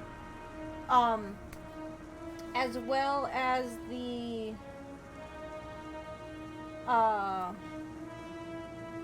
Twitter and Discord. And again, just to plug those in the Discord, we're trying to figure out our multiplayer day. It looks like we're going to be doing it. Sorry, I just realized that my overlay is kind of a mess right now. I need to probably fix that. Sorry. But the multiplayer day, we're looking at doing it after the new year, or Saturday after the new year, because over the next couple of weeks, we only have a couple of Saturdays until Christmas. Christmas is on a Saturday this year, if I remember. Yeah. So that's what we're planning. If you want to get on multiplayer day and help with planning or what games you're playing, I really suggest looking at the stream feedback channel on the Discord server. Other than that, I don't think I have anything else for now. So hopefully I see you Wednesday. But if I don't, I will... Heavy Rain, the I could be a 1, Beyond 2 souls, and the Detroit become human. Troy could be 3. I mean, maybe, but you you might be stretching that one, Rad. But yeah, that's gonna be it for me. Stay safe, stay warm. Weather's shit. My computer says it's 30 degrees out, and it just says winter weather. I have no idea what winter weather means. It could be anything in the state, so, you know, take care. But I do appreciate you guys all for tuning in. Until next time, you know, like I just said, take care. Alright, bye guys.